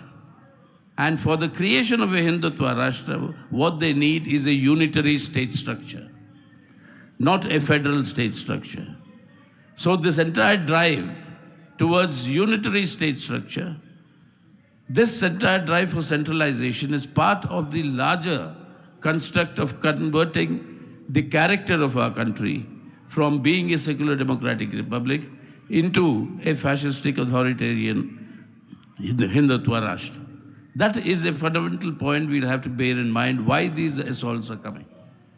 And that is why we have to understand that, as Mr. Kejriwal said, the wheel of time keeps on moving. But then you have a Prime Minister जिन्होंने कहा कि मैं काल चक्र को ही रोक दिया. अयोध्या में बोलते हुए उन्होंने कहा कि काल चक्र को हमने मोड़ दिया. काल चक्र को मोड़ने वाला आज तक ना पैदा हुआ ना पैदा होगा, और काल चक्र घूमेगा, और जब घूमेगा तो बड़े लोगों की बात छोड़िए, हमारे एक बहुत प्रसन्न हिंदी फिल्मी एक्टर थे जो ह्यूमरस रोल्स करते थे, पुराने लोगों को याद होगा, शायद इस पीढ़ी को भी, जॉनी वॉकर का नाम तो सुना होगा. जॉनी वॉकर साहब बेचारे मरते मरते बहुत ही गरीबी में मरे. उस समय किसी पत्रकार ने उनसे पूछा, क्या कहते हो आप, एक समय तो ऊंचाई पे चढ़े हुए थे, कोई फिल्म नहीं बनती थी बिना आपके, और आपके गाने की वजह से फिल्म मशहूर होती थी, अब कोई पूछने वाला नहीं है, तो क्या कहोगे इसके बारे में. तो जॉनी वॉकर ने कहा उनको, याद रखो, तेनसिंग नोरगे ने माउंट एवरेस्ट पे चढ़ा, लेकिन वहीं पर बैठा नहीं रहा ना बैठ सकता, उतरना पड़ा. हम सबको वही होगा, जो चढ़ोगे तो उतरोगे, और ये उतरने का टाइम आ गया मोदी साहब के लिए, और ये उतरवाने का टाइम भी आ गया. और इसको बिना इनको आज सत्ता से हटाए, सरकार से हटाए, आज अपनी देश की संविधान को, अपनी देश की चरित्र को, अपने देश को हम जो है बचा नहीं पाएंगे. तो इसलिए आज की ये जो संघर्ष है सिर्फ चंद पैसों की बंटवारा के बारे में नहीं है, ये है पूरा का पूरा एक संघर्ष हमारे देश की चरित्र के बारे में, हमारे देश के संविधान के बारे में, हमारे देश के अंदर जनवादी अधिकारों के बारे में. और इस लड़ाई को जारी रखना नहीं, इस लड़ाई को हमें जीतना है. और ये लड़ाई हम जीतेंगे 1924 में. और यही हम केरला की सरकार को और केरला के जो प्रतिनिधि जो आए हुए उन सबको ये आश्वासन दिलवाते हैं कि we give you all the assurance that we are solidarity is with the struggle of the people of Kerala. We will continue to fight for the people of Kerala and for the legitimate rights guaranteed to us by the Constitution of India. So thank you very much. Thank you, Comrade Sidaram. Let me just invite Comrade D. Raja, General Secretary, CPI.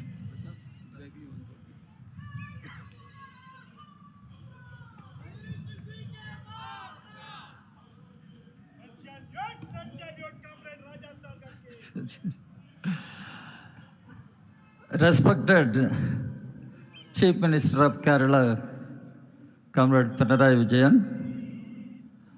leaders sitting on the dais from different political parties, comrades, friends, due to constraint of time, I'll be very brief.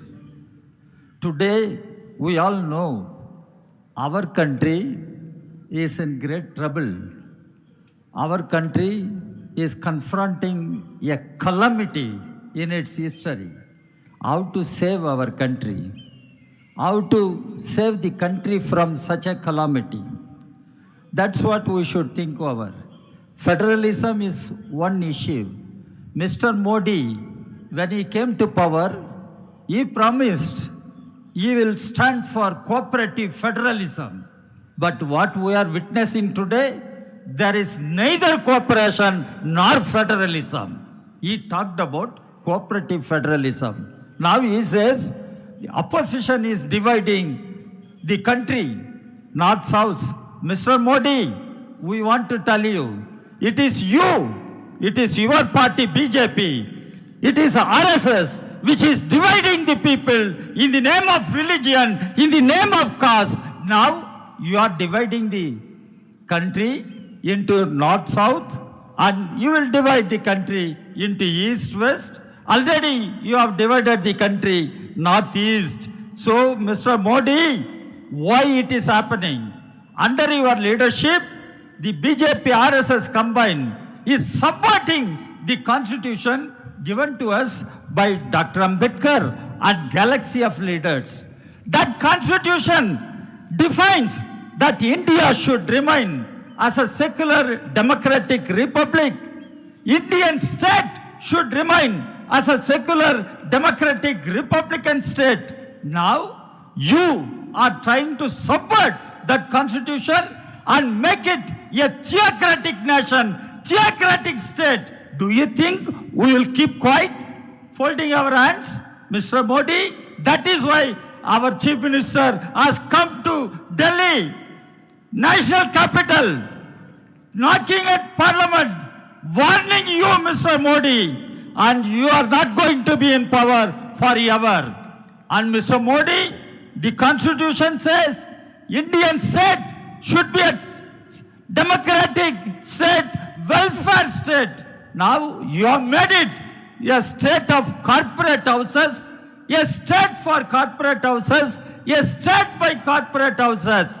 You do not care for the toiling masses, the working people, the farmers, and you have made it a state for corporate, big business houses. And where is compassion for the people? You destroyed the welfare character of our state. Mr. Modi, the Constitution says India, that is Bharat. You call anything, but that is union of states. In fact, Dr. Ambedkar said originally, India should be called as United States of India. When he drafted the Constitution, he made it Union of States. Union of States. States must have their own rights, political rights, economic rights within the framework of Constitution. Now, since you are Prime Minister, you are guided and directed, dictated by BJP RSS. You think you can snatch away all the powers of state governments, economic powers, political powers. Do you think we will all allow that? That is why we have come here to give a warning to you. You are not going to be in power forever. 2024 Parliament elections, we all know, critical for the country, critical for the future of the country. And in these elections, we all should stand together, fight together, and throw out BJP from power. Desh Bachao, BJP Hatao is the common resolve. And let us fight together, let us move together. And I congratulate Comrade Pinarayi Vijayan taking up this initiative, coming to the national capital. And now we have seen the chief ministers from different states, former chief minister, leaders from different political parties. Why we are coming together? In order to save the nation, in order to save secular democracy, in order to save federalism, in order to save India. India, India, let us fight together, let us move together, march together. Thank you very much. Thank you, Comrade Raja. That was a very forceful, stern warning to Mr. Modi. Let me just call upon Mr. Joske Mani to speak 2 words in solidarity with this agitation. ബഹുമാനായ മുഖ്യമന്ത്രി, വേദിയിലും സദസ്സിലുമുള്ള ബഹുമാന്യരെ, സ്നേഹിതരെ, 2 sentence മാത്രമേ ഉള്ളൂ. നമുക്കറിയാം, positive time. The success of Kerala has become the failure of Kerala. Who said it? ആരാണിത് പറഞ്ഞത്? ഇത് പറഞ്ഞത് ധനകാര്യ കമ്മീഷൻ. ഇത് പറഞ്ഞത് കേന്ദ്ര സർക്കാർ. നമുക്കറിയാം കേരളം ഈ രാജ്യത്തിന് പോലും മാതൃകയാണ് എല്ലാ കാര്യങ്ങളിലും. വിദ്യാഭ്യാസം എടുത്താലും ആരോഗ്യമെടുത്താലും അത് പോപ്പുലേഷൻ കൺട്രോൾ എടുത്താലും അത് നമ്മുടെ വിമൻ എംപവർമെൻ്റ് എടുത്താലും എത്രയോ ഘടകങ്ങൾക്ക് ഇന്ന് കേരളം നമ്മുടെ നാടിന് മാത്രമല്ല നമ്മുടെ രാജ്യത്തിന് മാതൃകയാണ്. അപ്പോൾ എന്താണ് പ്രധാനമായും നമ്മൾ കാണുന്നത്? ഈ വികസനം നമ്മൾ നേടിയ നേട്ടം ഒരു അപരാധമായി അവർ കാണുന്നു. ഇവിടെ പോപ്പുലേഷൻ കൺട്രോളിൻ്റെ കാര്യങ്ങൾ ചിലപ്പോൾ നമ്മുടെ ഫിനാൻസ് കമ്മീഷൻ പറയാറുണ്ട്. പോപ്പുലേഷൻ കൺട്രോളിനെ പറ്റി ഈ ബഡ്ജറ്റിൽ ഒരു വാചകമുണ്ട്. ആ പറയുന്നത്, കേന്ദ്ര ബഡ്ജറ്റിൽ പറയുന്നത്, നിയന്ത്രണമില്ലാതെ പോകുന്ന ഈ പോപ്പുലേഷൻ വലിയൊരു വെല്ലുവിളി ഈ രാജ്യം നേരിടാൻ പോവുകയാണ്. അതിനുവേണ്ടി വിദഗ്ധ സമിതി പഠിക്കും, അതിനുള്ള നടപടികളുമായിട്ട് പോകും. അതുമാത്രമല്ല, പ്രധാനമായും നമ്മൾ കാണുന്നത് ഒരു രാഷ്ട്രീയ നേട്ടം അത് കേരളത്തിൽ BJPക്ക് ഉണ്ടെങ്കിൽ എല്ലാം ഞങ്ങൾ തരാം. പക്ഷെ ഞാൻ പറയട്ടെ, കേരളം കണ്ട് പനിക്കേണ്ട. കേരളത്തിൻ്റെ ജനത വിവേകമതികളാണ്. അവർക്ക് കൃത്യമായി അറിയാം, അവർ തോക്കാൻ തയ്യാറില്ല. ഈ പോരാട്ടം തുടരും. നന്ദി, നമസ്കാരം. Thank you, Jose K. Mani. We have the presence of Sri S.L. Sharma and P.C. Chakos. Due to paucity of time, they won't be speaking. Let me just call upon Comrade E.P. Jayarajan, the convener of LDF, to render vote of thanks. And ഇതിന് ശേഷം സ്റ്റാലിൻ, ബഹുമാനപ്പെട്ട മുഖ്യമന്ത്രി, തമിഴ്നാട് മുഖ്യമന്ത്രി സ്റ്റാലിൻ ഒരു സന്ദേശം അയച്ചിട്ടുണ്ട്. ഈ നന്ദി പ്രകടനത്തിന് ശേഷം അതിവിടെ വീഡിയോ വാളിൽ ഞങ്ങൾ കാണിക്കുന്നതാണ്. അതുകൂടി കണ്ട ശേഷം ഈ പോകാവുള്ളൂ. Comrade E.P. ജയരാജൻ.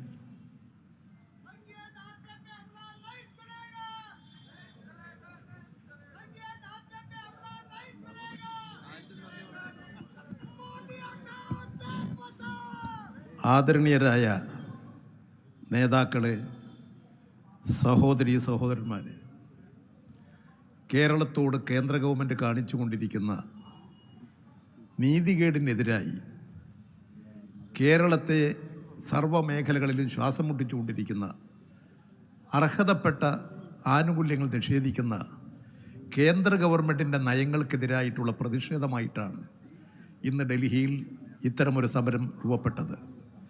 ഇന്ന് കേരളത്തിൻ്റെ മാത്രമല്ല, ഇത് ഇന്ത്യയിലെ BJP ഇതര ഗവൺമെൻറ്റുകളുടെ എല്ലാം ഒരു പൊതു പ്രശ്നമായി മാറിയിരിക്കുന്നു. BJP ഇതര ഗവൺമെൻറ്റുകൾ മാത്രമല്ല, BJP ഭരിക്കുന്ന സംസ്ഥാനങ്ങളിലെ ജനങ്ങളോട് ഇതേ മനോഭാവമാണ് BJP പ്രകടിപ്പിക്കുക.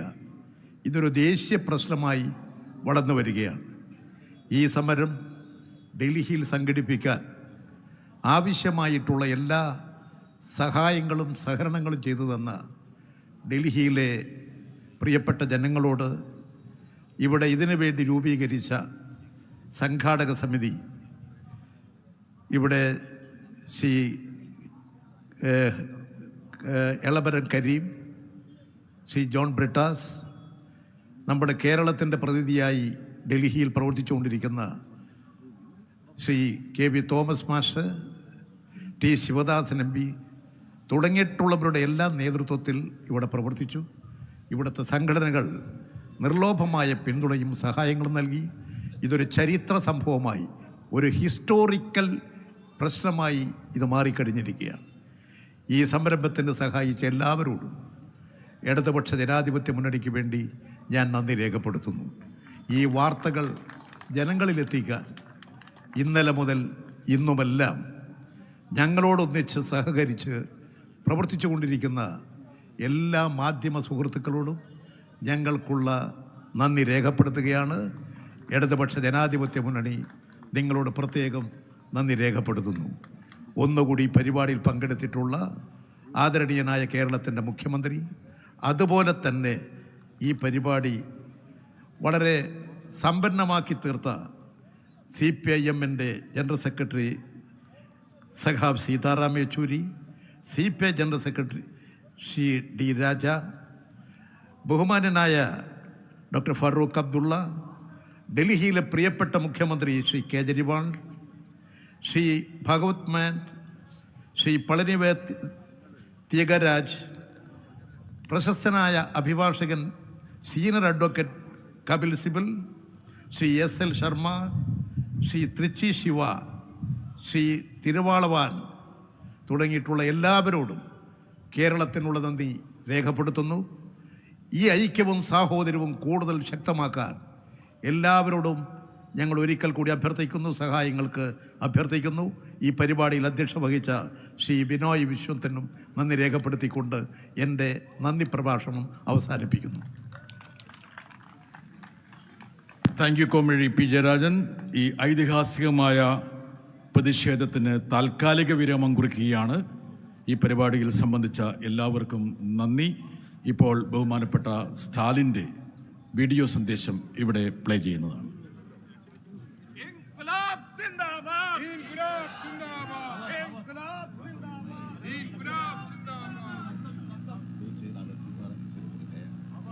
പ്രിയപ്പെട്ട കേരള മക്കളെ, പ്രതിനിധികളെ, திராவிட மொழி குழுமத்தை சேர்ந்த தமிழ்நாட்டு மக்கள் சார்பில் என்னுடைய வணக்கம். இந்த போராட்டத்தில் பங்கெடுக்க சகாவு பினராயி விஜயன் அவர்கள் எனக்கு அழைப்பு விடுத்தார்.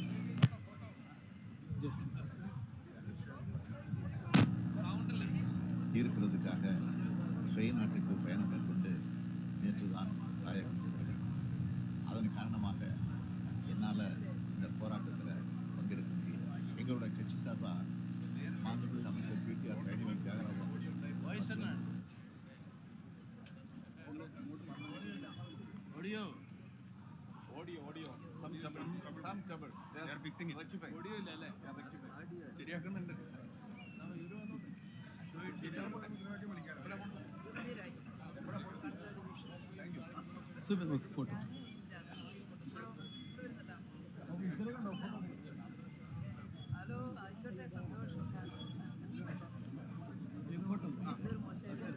வணக்கம்.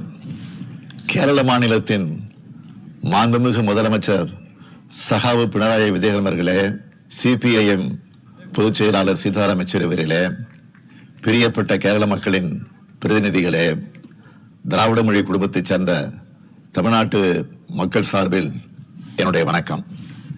இந்த போராட்டத்தில் பங்கெடுக்க சகாவு பினராயி விஜயன் அவர்கள் எனக்கு அழைப்பு விடுத்திருந்தார்.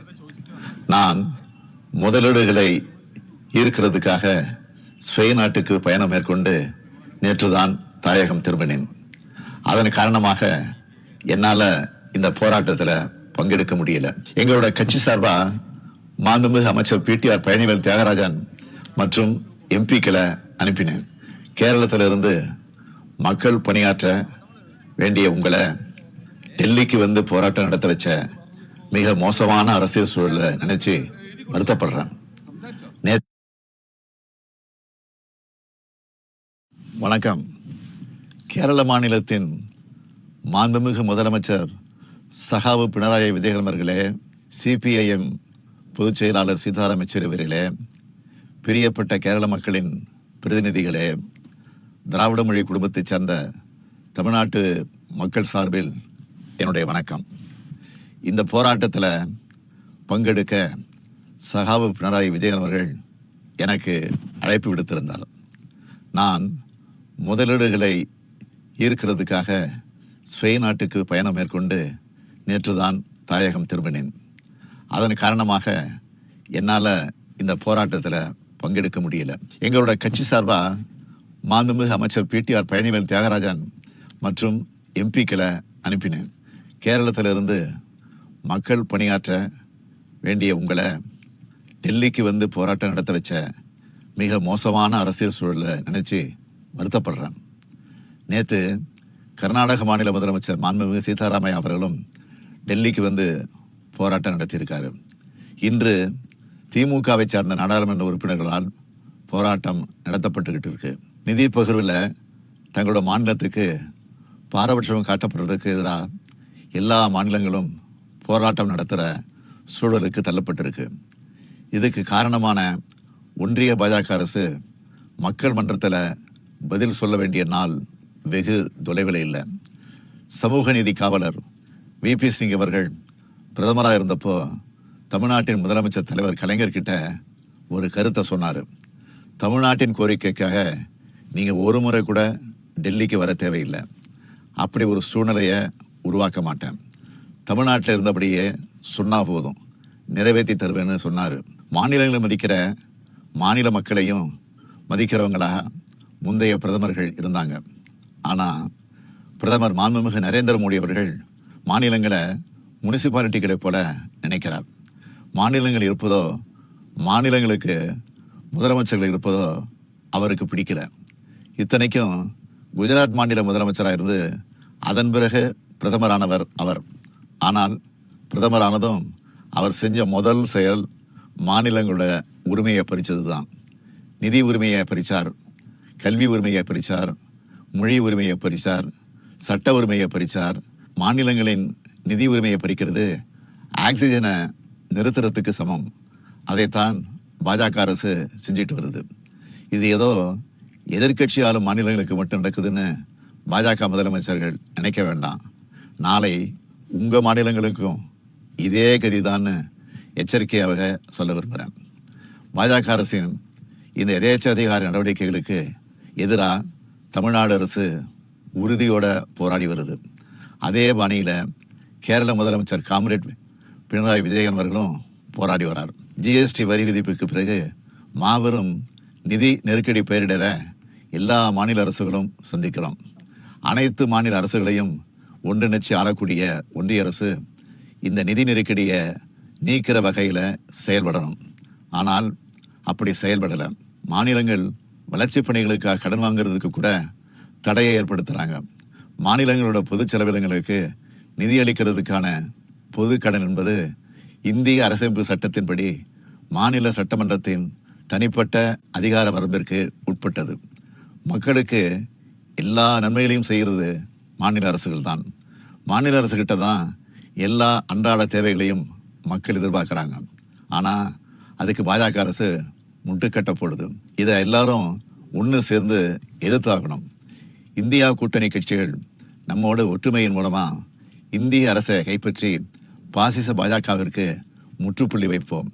அனைத்து மாநிலங்களையும் மதிக்கும் சமமாக நடத்தும் கூட்டாட்சி இந்தியாவை உருவாக்குவோம். காம்ரேட் பினராயி விஜயன் அவர்களுக்கும் கேரள அமைச்சர்களுக்கும் வாழ்த்துகள். உங்கள் எண்ணம் விரைவில் நிறைவேறும். நன்றி, வணக்கம்.